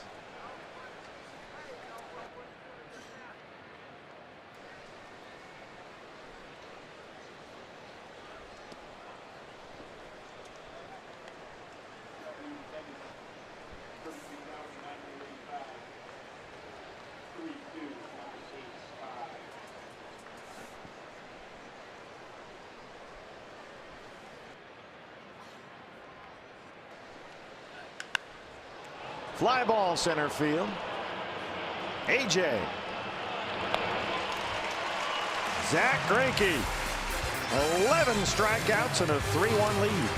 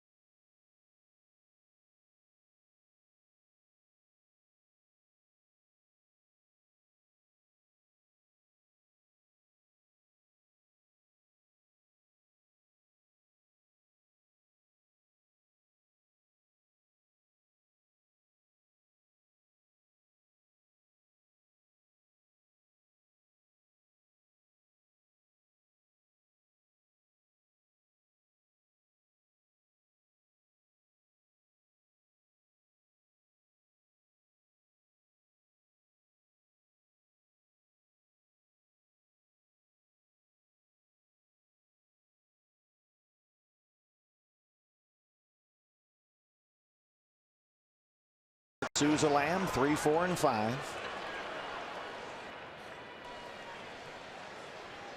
D-backs have out-hit Colorado 5-1. They lead it 3-1.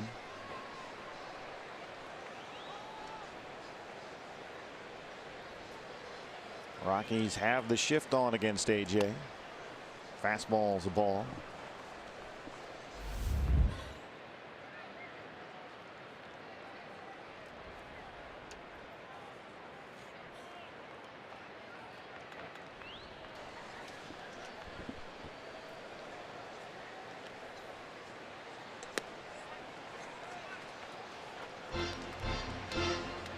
AJ's been hovering around that 300 mark all season long.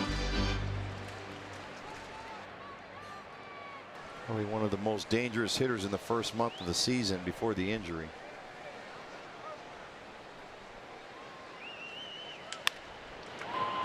Arenado in front of Story. 1 away.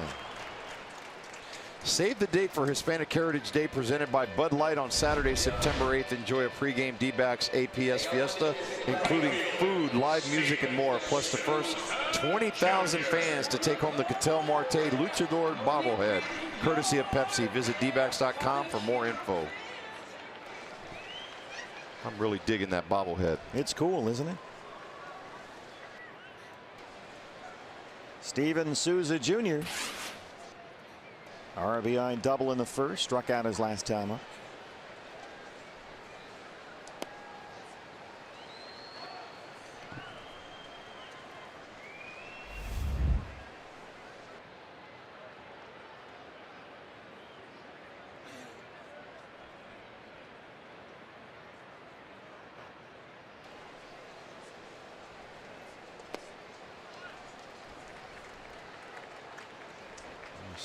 Souza's up in a hitter's count now. 2 balls, no strikes.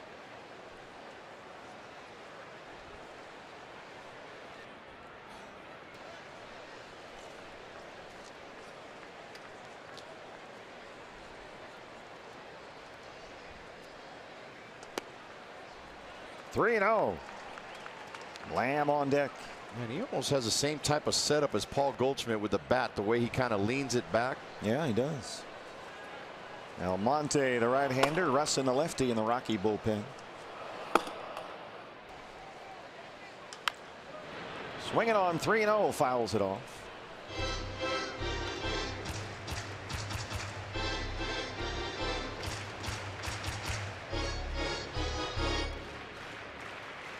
We talked to Torey Lovello about the 3-0. He usually likes to give guys the green light.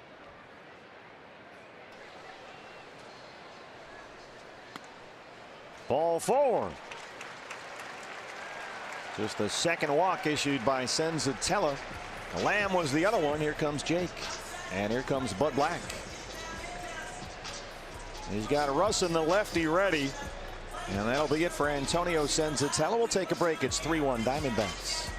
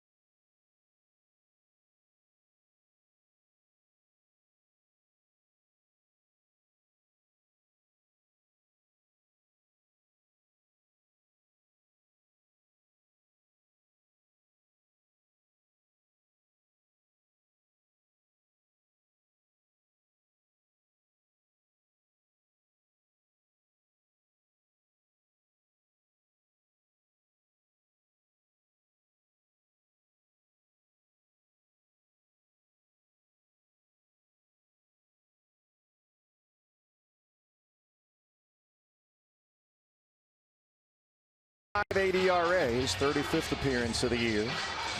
We saw him in the series opener Friday night. 39 2/3 inning with 34 strikeouts, 19 walks. He's also allowed 7 home runs. And Jake Lamb, about a 180 batter this year versus left-handers. And the deeper you go into the, you're in a pennant race now. The last 2 months of the season, Jake Lamb's going to start seeing a lot more of these lefties coming out of the bullpen to face him, especially sitting in the middle of the batting order. Got lefties back-to-back here, Lamb and Descalso. Jake has grounded out, walked, and scored.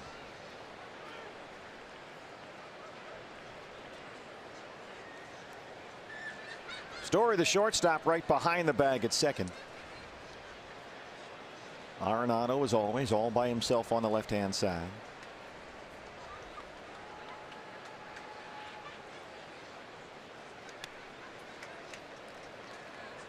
What was your thought facing lefties as a left-hand batter? I tried to use the middle part of the field, left center, right center. I didn't try to hook balls because of that sweeping slider or the breaking balls, things like that. If I tried to get out in front, then I look really bad on a breaking ball away. Arenado in near the edge of the grass. Why did that work? Well, it kept my front shoulder, and it also helped me facing left-handers to stay on the right-handers a little bit better, because you try to keep your front side in, which is your, for a left-handed hitter, your right shoulder in, and you try not to pull off of baseballs.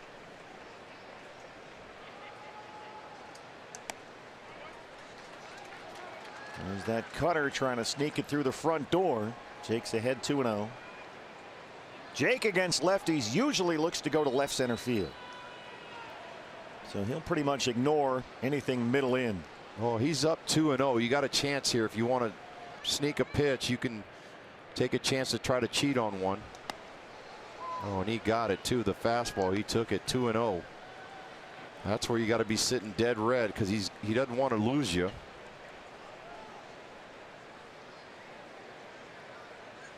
I think Jake was over guessing, just thinking he was going to try to throw something middle away, and he ended up coming right down the middle.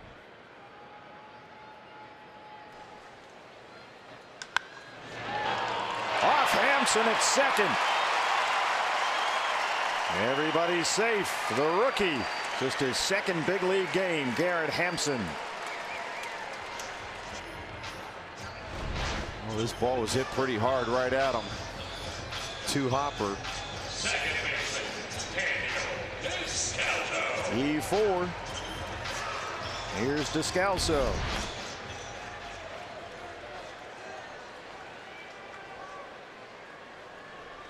Gotta try and take advantage. Descalso singled and scored his last time up.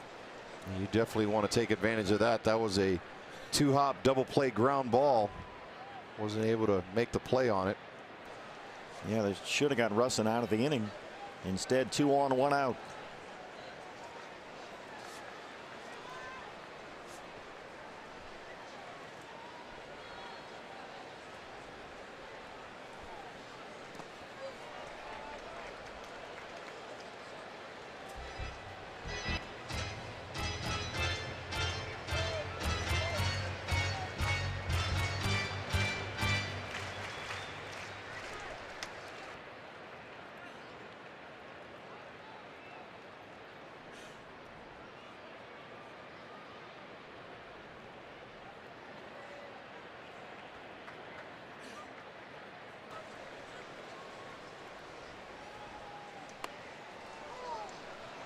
That pitch on that outer half. Sinker away, a ball and a strike. Descalso about 270 versus lefties this year. Does have 3 home runs versus left-hand pitchers.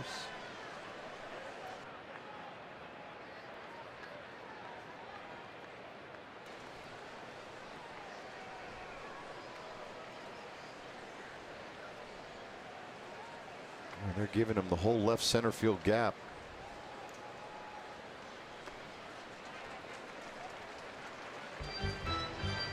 That's a good take right there. That's a tough pitch for a left-hander to lay off of.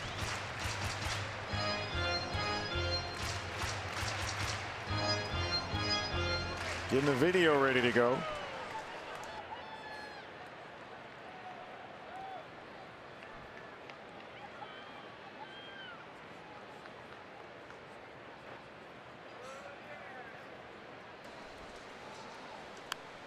Oh, check swing foul, 2-2.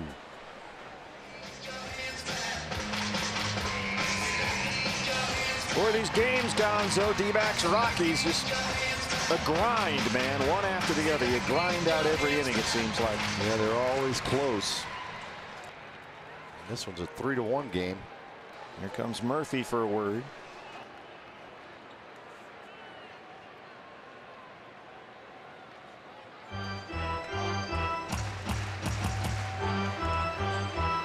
Dodgers have already won. LA beat Milwaukee 11-2.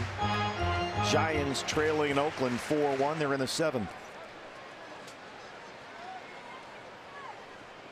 D-backs trying to leapfrog Colorado, get back into second place. 2-2.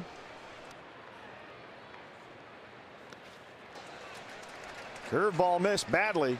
Full count, 3-2. Nick Ahmed on deck.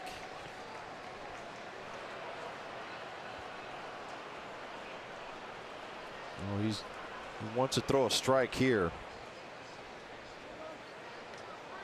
He doesn't want to walk him to load the bases.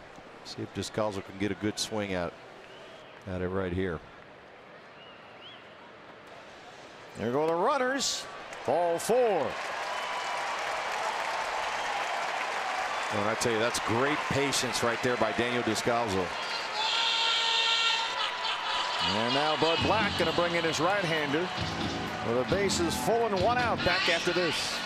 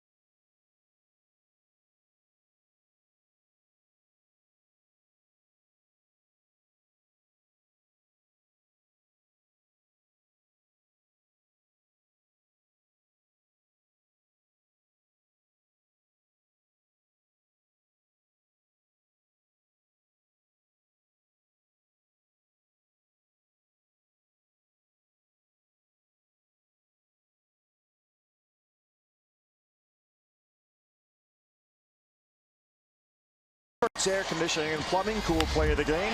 Gonzo, Nick in the 4th. Yeah, he did a great job right here getting on that first pitch that he saw, hitting it in the left field corner past a diving par for a triple, driving in a couple runs.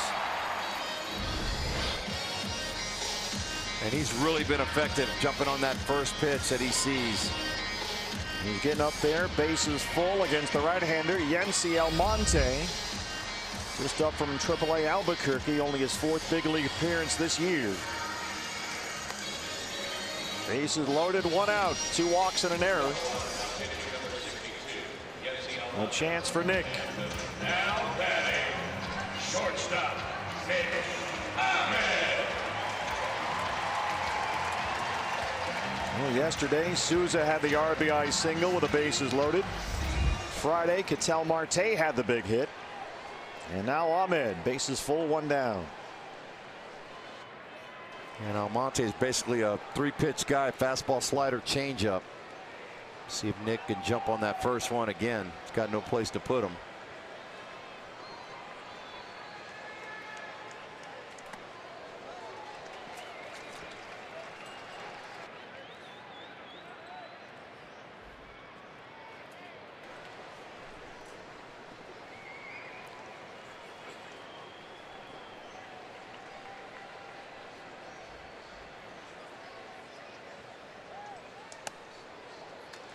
2-0. Missed with a couple of fastballs in. Oh, he's trying to tie Nick up. Nick's gotten in a good hitter's count right here. He's got to be looking for that dead red heater.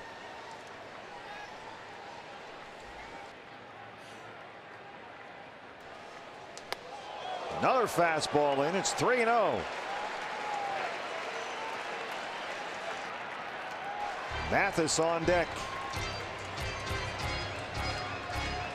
Well, you got to think Nick's going to have the take right here, 3-0. Almonte hasn't even been close with a strike so far in the first 3 pitches.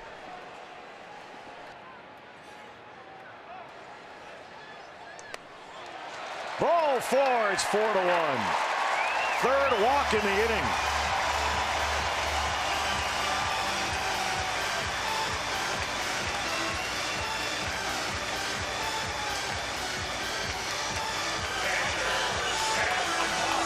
Now a chance for Mathis.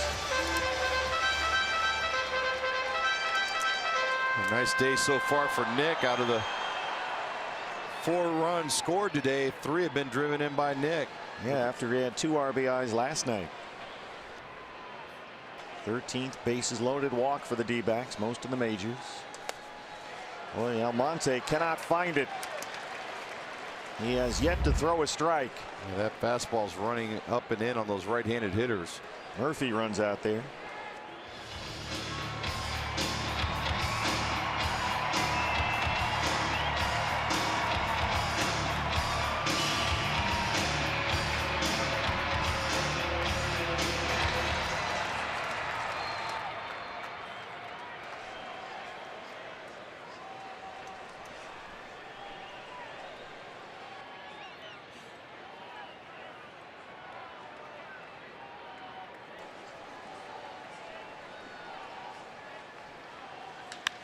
Base hit.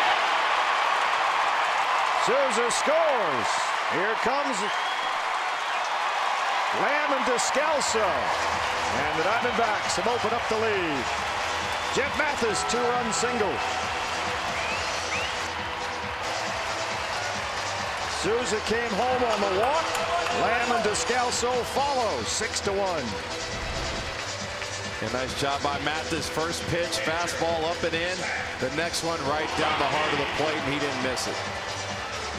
Well, I tell you, when you're a hitter and he's throwing balls up there, you can sit in one spot, and they tell you if you get that pitch, go for it, and he did. He drove in a couple of runs right there. And now Greinke will hit.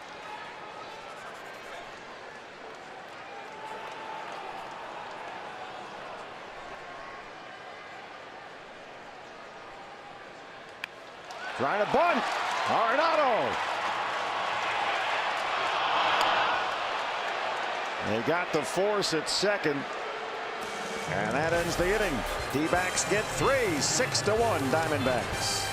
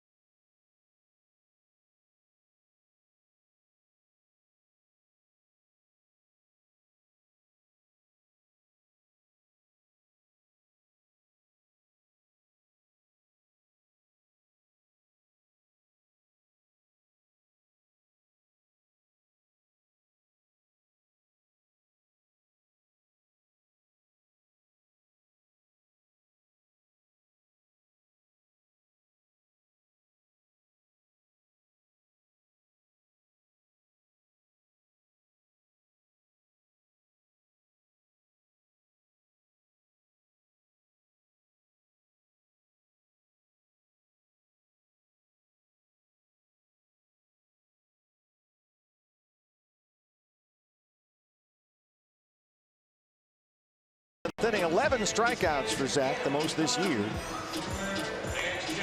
Weird play guns that went the bottom of the 6th. Yeah, Greinke lays down a nice bunt here. You see Nolan Arenado charging real hard. I think Mathis thought he was going to first.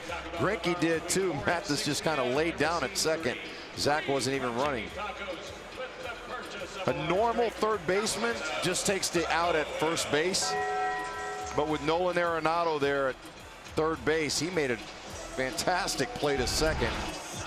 Threw it across his body.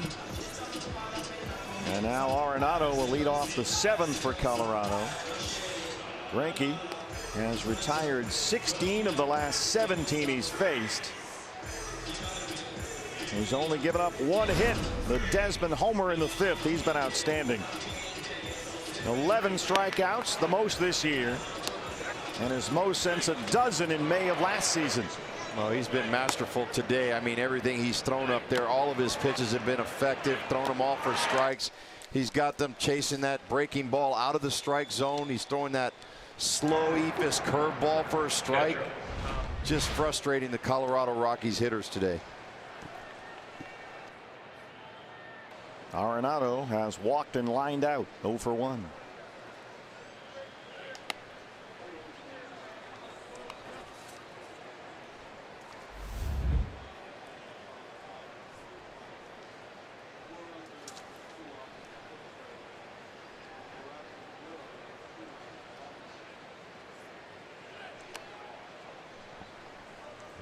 Ball 2 out of the zone. A couple pitches away from Nolan Arenado. Always careful with Arenado. Greinke's been very efficient even with 11 strikeouts. 6 of those strikeouts have come on 4 or fewer pitches.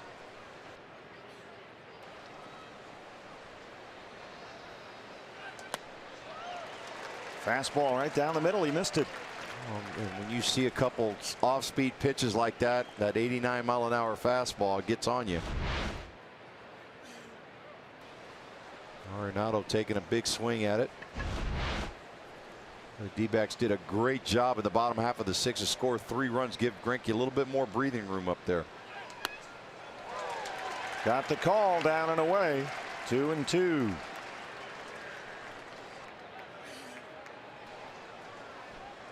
Carlos Gonzalez on deck. Trevor Story after that. Here in the Rockies 7th. A look from Moscam. 2-2 on Arenado. Pokes it to center. Pollock.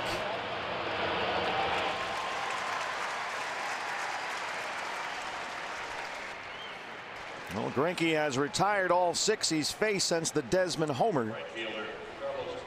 Here's Cargo, 0 for 2. He struck out twice. They'll put the shift on. 90 pitches. 62 for strikes.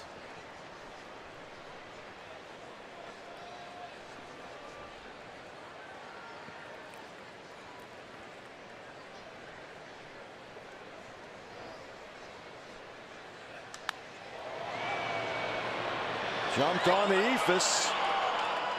Can't keep it fair. It's only the 10th curveball that Greinke has thrown today. He's got 3 strikeouts with that pitch. Boy, that curveball comes in like a softball. Sure does. Coming in there. I bet it looks like one too.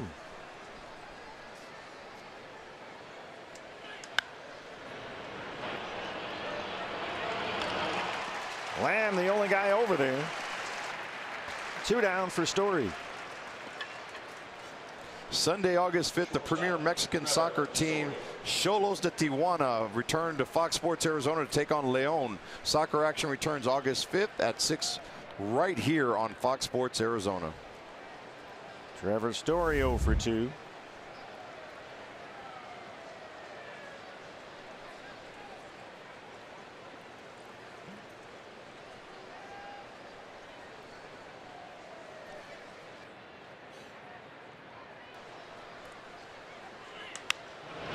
Base hit. Story settles for a 2-out single. Just the 2nd hit for Colorado against Zach Greinke. Boy, nice job by Peralta getting that ball in quick. Holding Trevor Story up to a single.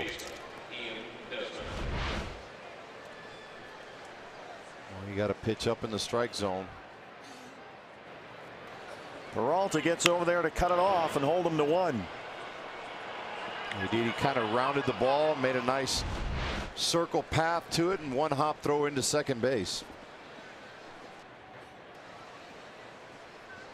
Desmond homered his last time up for the only Rocky run. He's got 4 hits in the series.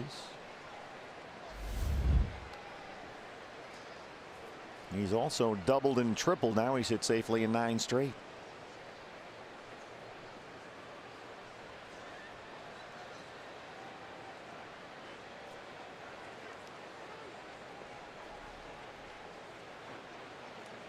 Bullpen quiet for the D-backs right now. Greinke approaching 100 pitches. Well, this is the kind of start the D-backs needed right here. The bullpen been struggling the last couple days. You get a guy like Zach Greinke can go a little bit deeper into the ball game. It sure helps. Bullpen's had to work hard the first 2 games of this series.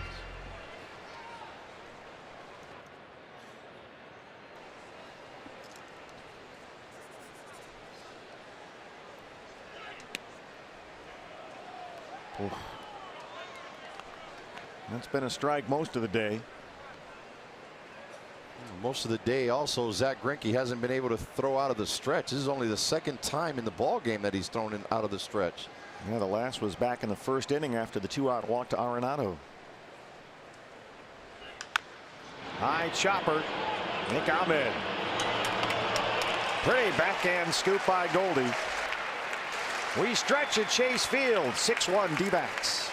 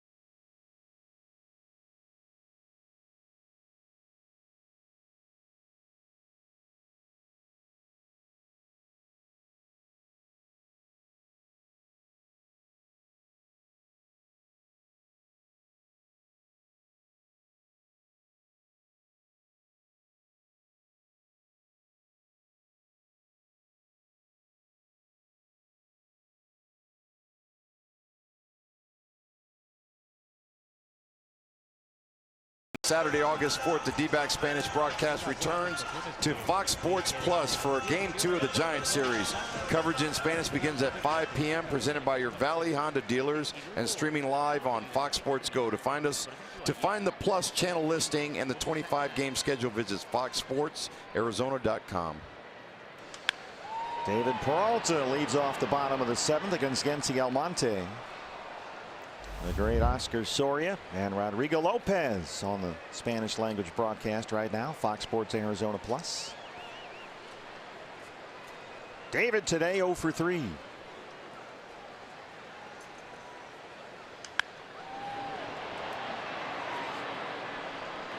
David trying to be a little aggressive there. 0-2 count now. Well, he's another guy, when he gets on a roll, he can carry the ball club with his energy level, the way he runs the bases, chirpy in the clubhouse. He's a talker, no doubt about it. 1-2.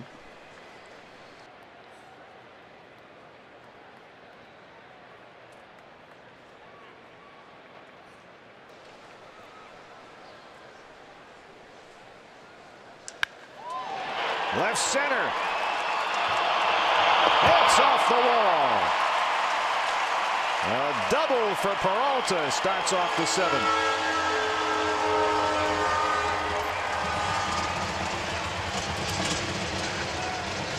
Well, that'll feel good for David Peralta getting on that airplane this afternoon, heading over to Chicago. Gets a fastball on the outer half. Takes a nice swing at it, shoots it out to left center field for a double.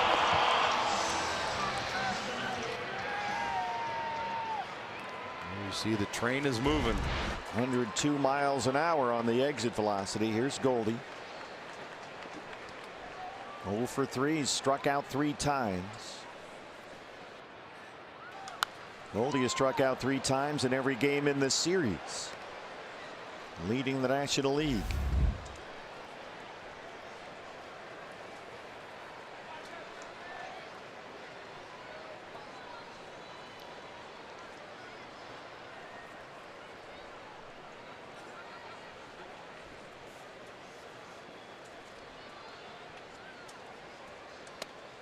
Let's see, Goldie's going back to Chicago. I think, if I can recall, last year he had a pretty good series over there, didn't he? A 3-homer game. That was a game with all the rain delays. Yeah, and I think as a player, you remember the places that you play really well. He's always done extremely well in San Francisco. I know Chicago's got to be another one of those places for him. Good slider from Almonte. 1-2. Yeah, the guy got it. Wrigley last year was Wade Davis, who's now the Rockies closer.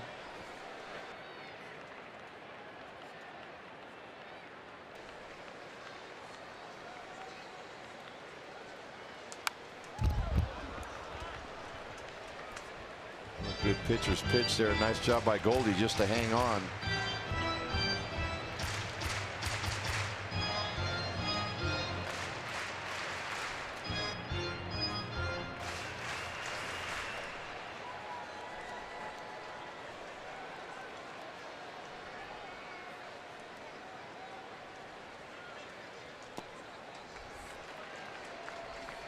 Well, that was a messy slider. It's 2-2.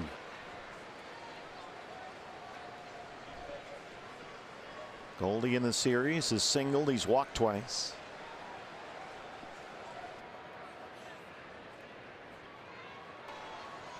AJ on deck.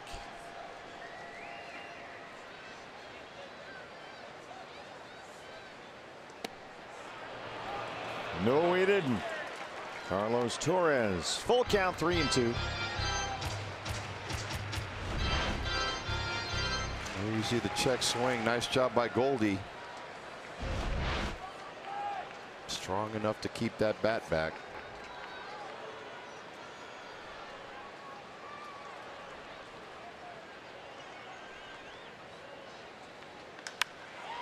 Sky to right center. Carr goes there. 1 out. Boy, Goldie just seemed to be just a click off today on all his at-bats. Yeah.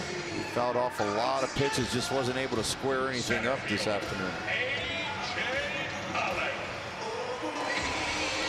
AJ doubled and scored in the first, 1 for 3 today.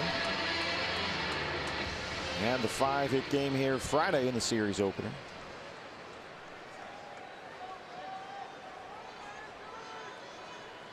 See if AJ can get a hit here, get his average back over 300s at 299.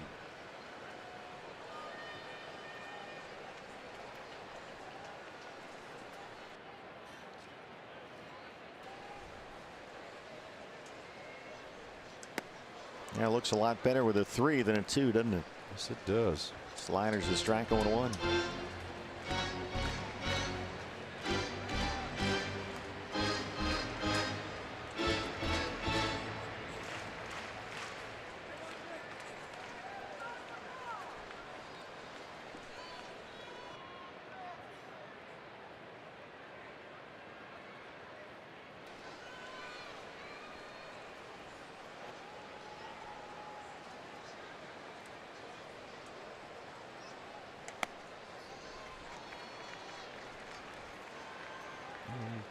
But with that fastball away.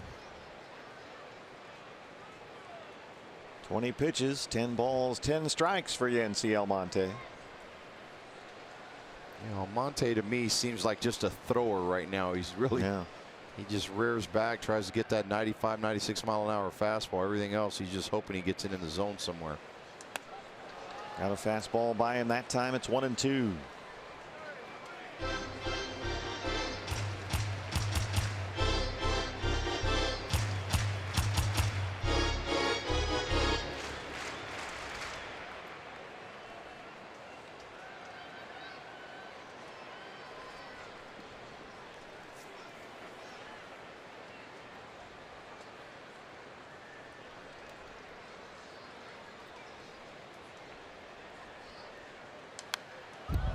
'97 right down Main Street.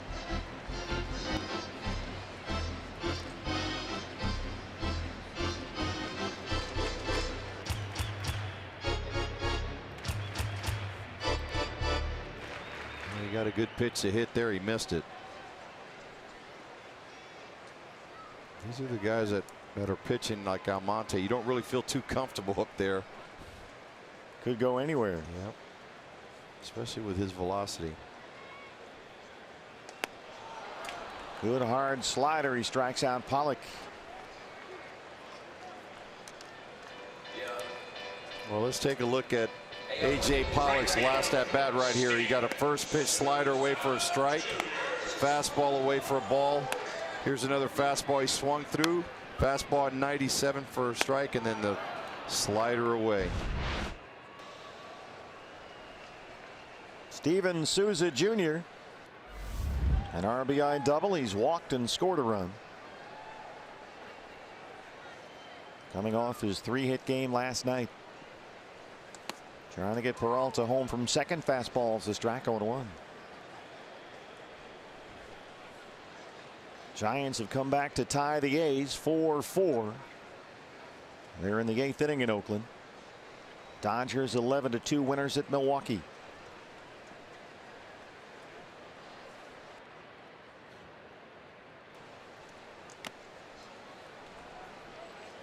Oh, 0-2. Another fastball down. Took the first one, swung through that one there, the second pitch.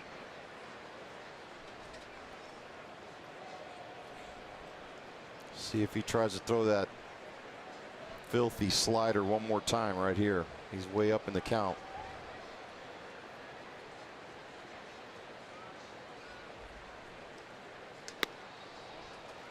'89 on that slider. He's got some gas.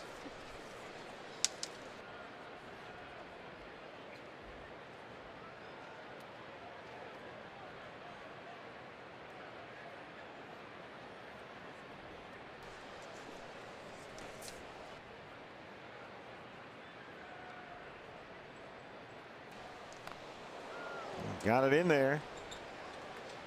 Well, that's what I'm talking about right there. When you got a guy like that, Yeah, throws it. and get those hands out of there. Throws a couple fastballs in earlier in the game, and now he's throwing nasty sliders, and then he comes right back in with a fastball. I don't think he knew where that one was going. Fouled it off right off of Souza's bat, off the label.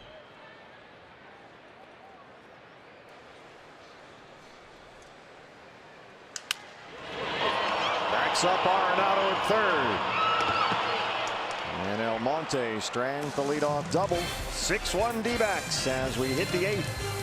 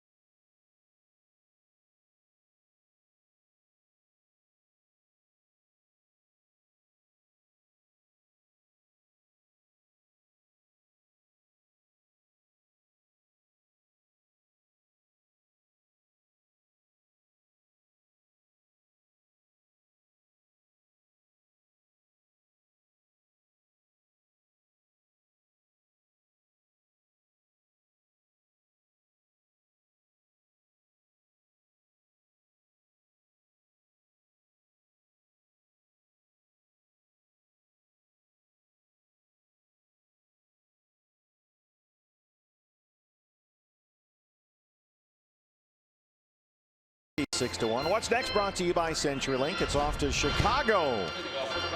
4 games at Wrigley Field. Patrick Corbin on the mound tomorrow.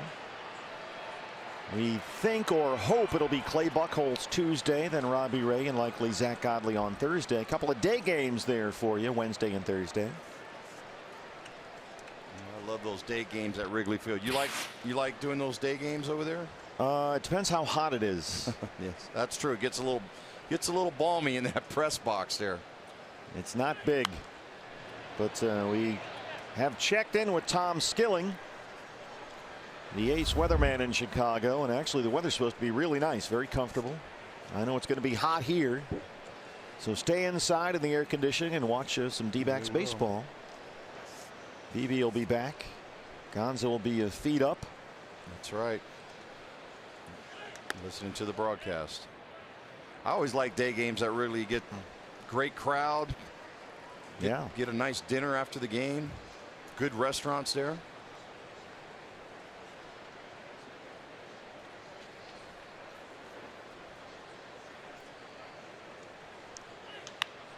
You know Brenly's going to be working on that deep dish pizza somewhere out there in Chicago style.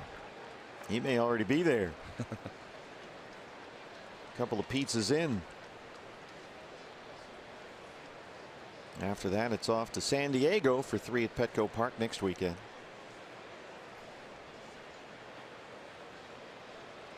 San Diego's always great. We always get a lot of fans there. Yeah, a lot of D-backs fans. There's the curveball. Greinke gets over there. Hampson can really run. That was close, but they got him.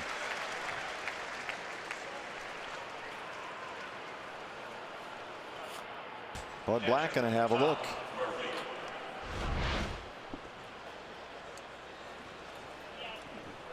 I think Greinke does a great job, one of the best in the game at getting over at his position and covering his position. Well, it would be something to have him finish off 8 complete innings here. About to throw pitch number 100. Here's the catcher Murphy, 0 for 2.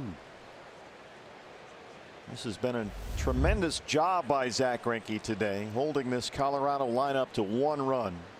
The Desmond homer in the 5th. They've only got 2 hits. The Rockies in July lead the National League in runs, homers, highest batting average, total bases. They have been a juggernaut this month, but Greinke, even with a 25 pitch first, has dominated. 1-1. And a much needed game by Zack Greinke for the Diamondbacks. Absolutely. Bullpen had been struggling out of the All-Star break the last 2 games. Weren't able to hold it down. And this is why he is the ace of the staff.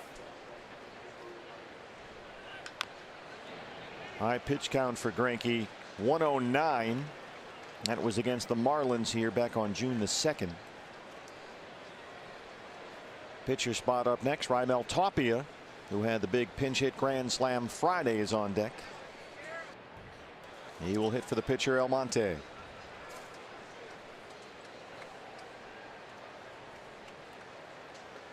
One and two on the catcher Tom Murphy. Check swing foul. Boy, you know Torey Lovullo had to feel pretty good coming to the ballpark today knowing that Zack Greinke was going to take the ball.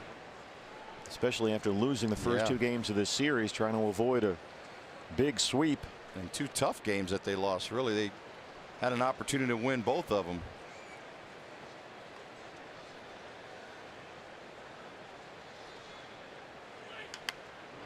There's a lot of foul ball. There seems to be some activity, Gonzo, near the D-back dugout. I don't know. Mickey, what's going on down there? What? I don't know what you're talking about. I see some bat boys behind you causing trouble. The old bubble gum on the hat trick. Oh, never gets old, does it, Mick? Well, maybe. It does, actually. There's the gum on the headset trick. That's a new twist. So you can't rattle Mickey. He's locked in. Swing and a miss. That's a dozen strikeouts for Zack Greinke. That's a season high. His most since last May. You see the rotation on that change. Now Tapia will hit for the pitcher.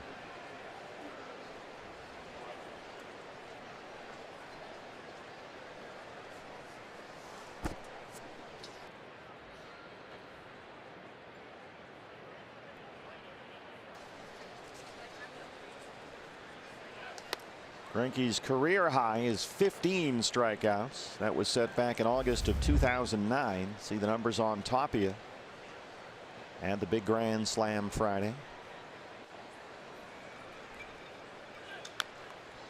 May 22nd of last year was the last time Greinke had 12 strikeouts in a game. Andrew Chafin starts to get loose in the Sanderson Ford bullpen.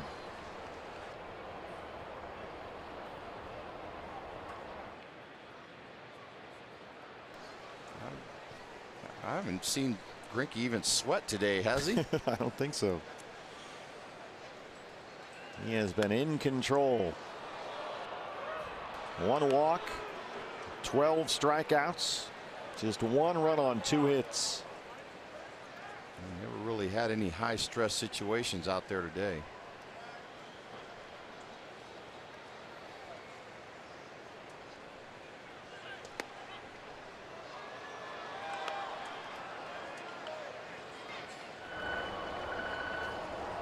At one point, Greinke had retired 11 straight and 18 of 19 before the Story 2-out single in the 7th.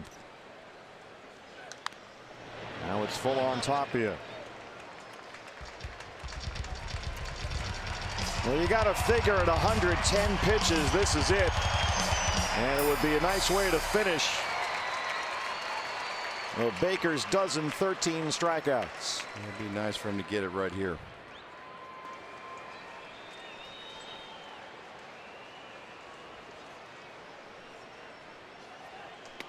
Curveball got him. 13 strikeouts for Zack Greinke. It's 6-1 D-backs.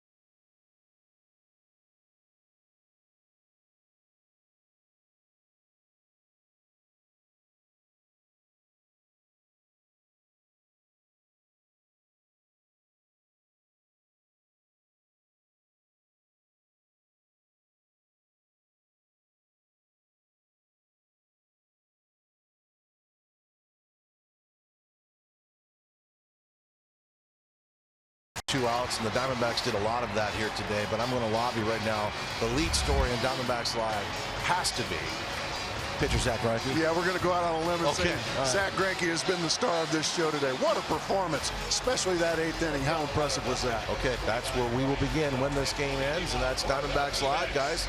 Bring it home. Back to the booth. Yeah, guys, 13 strikeouts. He struck out the last 2 he faced. Our Gila River game summary. Greinke has been the story. 2-run triple by Nick Ahmed. 2-run single by Jeff Mathis. RBI double by Steven Souza Jr. on the offense. Brian Shaw, new pitcher for the Rockies. Here's Jake Lamb. Colorado has the shift on. Well, it's going to be interesting now for the D-backs. There's nobody warming up in the bullpen. Yeah. And Zach didn't really get a lot of handshakes when he came in, and he's still sitting in the dugout. They had Chafin warming up earlier. Greinke at 111 pitches. No chance for the shutout, obviously, after the Desmond homer in the 5th.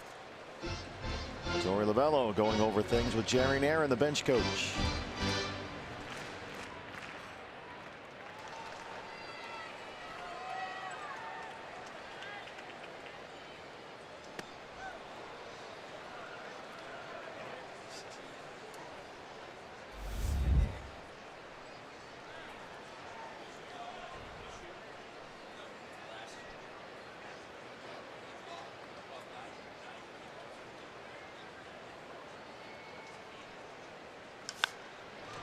That one gets by Shaw. Story, the shortstop, with the shift on, one away.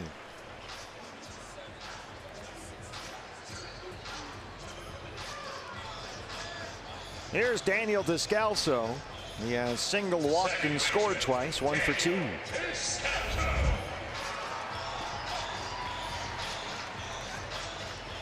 Giants have taken a 5-4 lead in Oakland. They're in the 8th inning. Dodgers 11-2 winners at Milwaukee.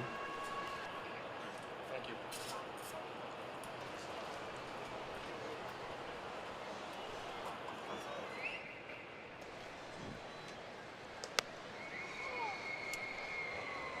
you. Zach looked pretty comfortable on the bench there, doesn't he? His feet up.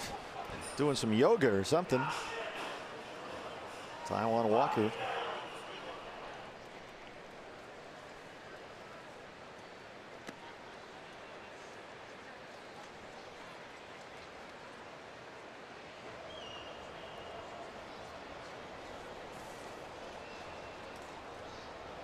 We've seen Chafin in both the first 2 games of this series.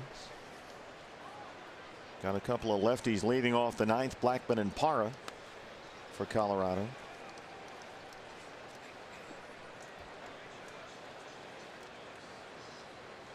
Now it's a 5-5 ball game in Oakland. The A's have come back to tie San Francisco.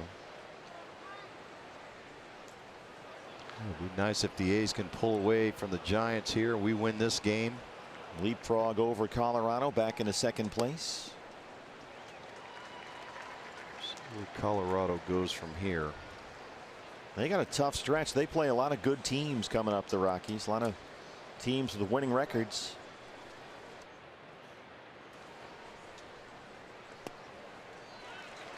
Fastball's low on 3-1. Lost in all the excitement of Zack Greinke, Gonzo, has been Nick Ahmed's last couple of games. Nick had 2 RBIs last night. He's got 3 RBIs today, a 2-run triple, a bases loaded walk. He's 2 for 2. Yeah, when you can get production like that from your number 7 guy in the batting order, driving in runs,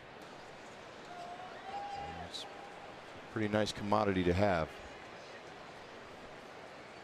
It's been a very good game for the lower part of the D-back order. Descalso has singled, walked, scored twice. Ahmed has singled, tripled, walked. He's knocked in 3 runs. Mathis had a 2-run single.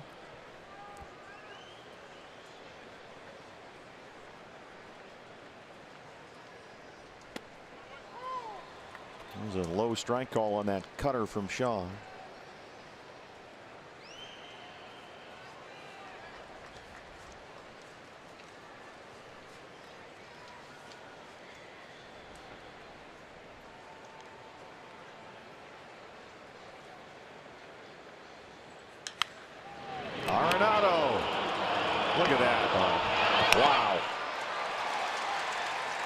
I mean, sometimes you just have to sit back and I don't know who else makes that play. That guy's unbelievable. It's remarkable. I tell you, this guy wins Gold Gloves not by accident. He works hard at his craft. And it's the accuracy of the throw. It's right there to Hampson. Ahmed just able to beat it out at first. Every time. And I mean, those aren't routine plays. He's making those throws on the money off balance. Really is remarkable. He's a highlight reel. Here's Mathis. That's why he's got a couple Gold Gloves on his mantle. Already with 5. He's only been in the league 5 years. They get the force at second. That sends us to the 9th. It's 6-1 Diamondbacks.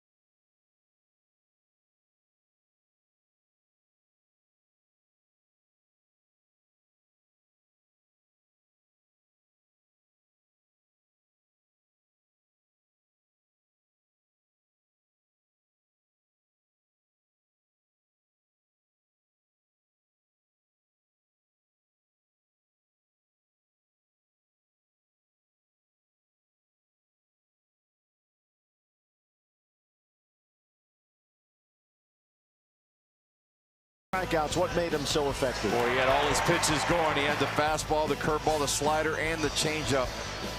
I'm really digging that little eephus curveball that he's got. He really makes a lot of hitters look bad. But when you got all those pitches going, that fastball looks like it's coming in a lot harder. He made a lot of good pitchers, or a lot of good hitters, look pretty bad today. The only run was Desmond's solo homer in the 5th. 2 hits, 8 innings. He walked 1, struck out 13.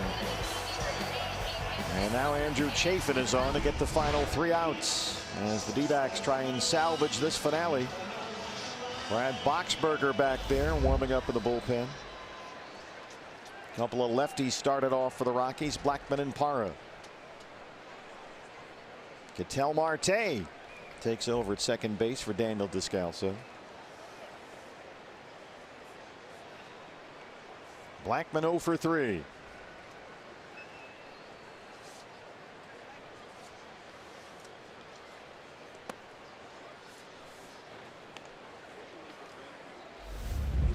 I think this is where Chafin's got to get a little bit better at first batter efficiency of going right after these lefties. You're brought in to get these guys. Usually falls behind. Here's a base hit into left center.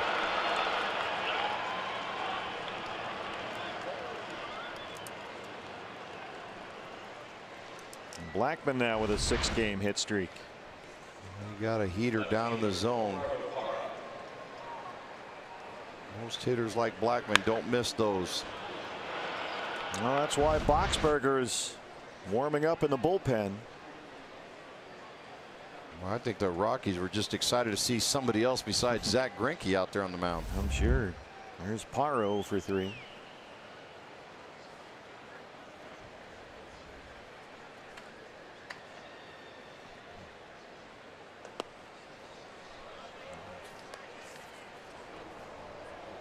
Well, that's Bracho, pardon me. Silvino Bracho in the Sanderson Ford bullpen.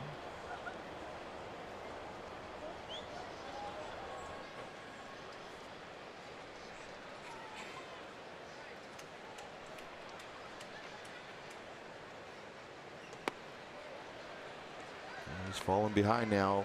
2 balls, no strikes. He's thrown 4 pitches, 3 of them outside the strike zone. You don't want to make this thing interesting, not at this point. This series already been interesting enough.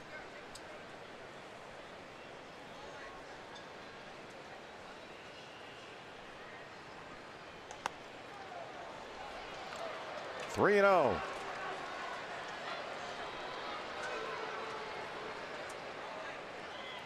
Well, you got to think if you're Torey Lovello, that leash is getting a little shorter here with Chafin.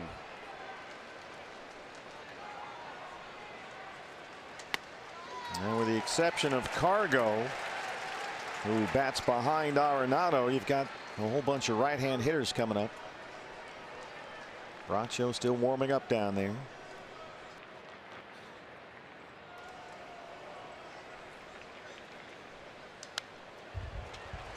Got a fastball right down the middle, full 3-2. Well, he's done a good job of coming right back at him after falling behind. 3-0.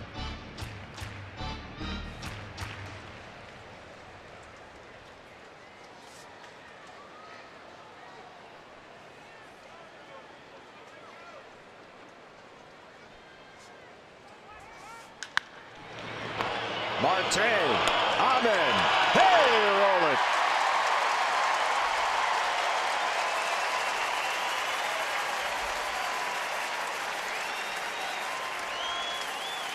How about that? Well, that outcome changed in a hurry. He got that ground ball, 4-6-3. Well, Ketel Marte just put in there. Ahmed turns it. And we'll see Silvino Bracho to try and get Arenado. Chafin got a big ground ball right there. One more out to go. Back after this.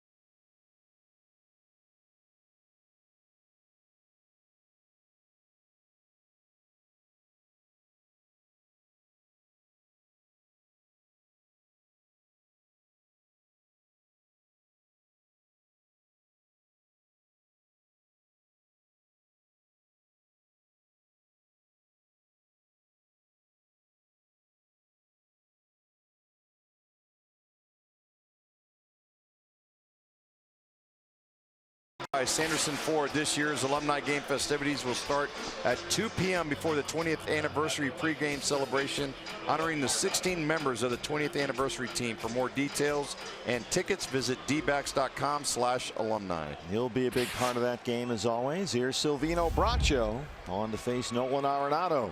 2 outs in the 9th. Arenado has walked, lined out, flied out. He's 0 for 2.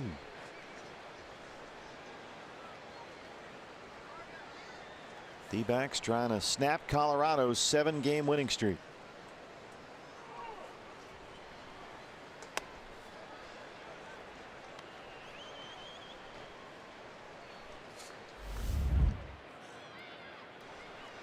Arenado 0 for 2 today, 311 batting average, but he's played fantastic defense at third. Jeez. He's put on a show.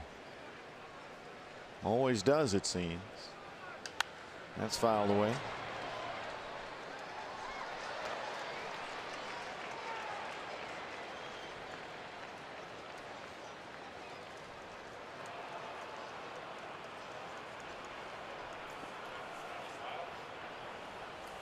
Bud Black's team about to drop back into third in the NL West. Rockies will be behind the Diamondbacks, both ahead of the Dodgers, or behind the Dodgers, who won at Milwaukee today. Nick Ahmed! Oh, what a finish! Unbelievable. And the D-backs get the finale 6-1. Well, Gonzo, this one all about pitching, defense, and some timely hitting. Yeah, Zach Greinke was definitely on his game today. He was outstanding. Had some great defensive plays. Look at this one, Nick Ahmed. Fantastic play against a guy who's used to doing it to other players all the time, Nolan Arenado. What a great way to finish. Now it's off to Chicago. The first of 4 at Wrigley Field starts tomorrow.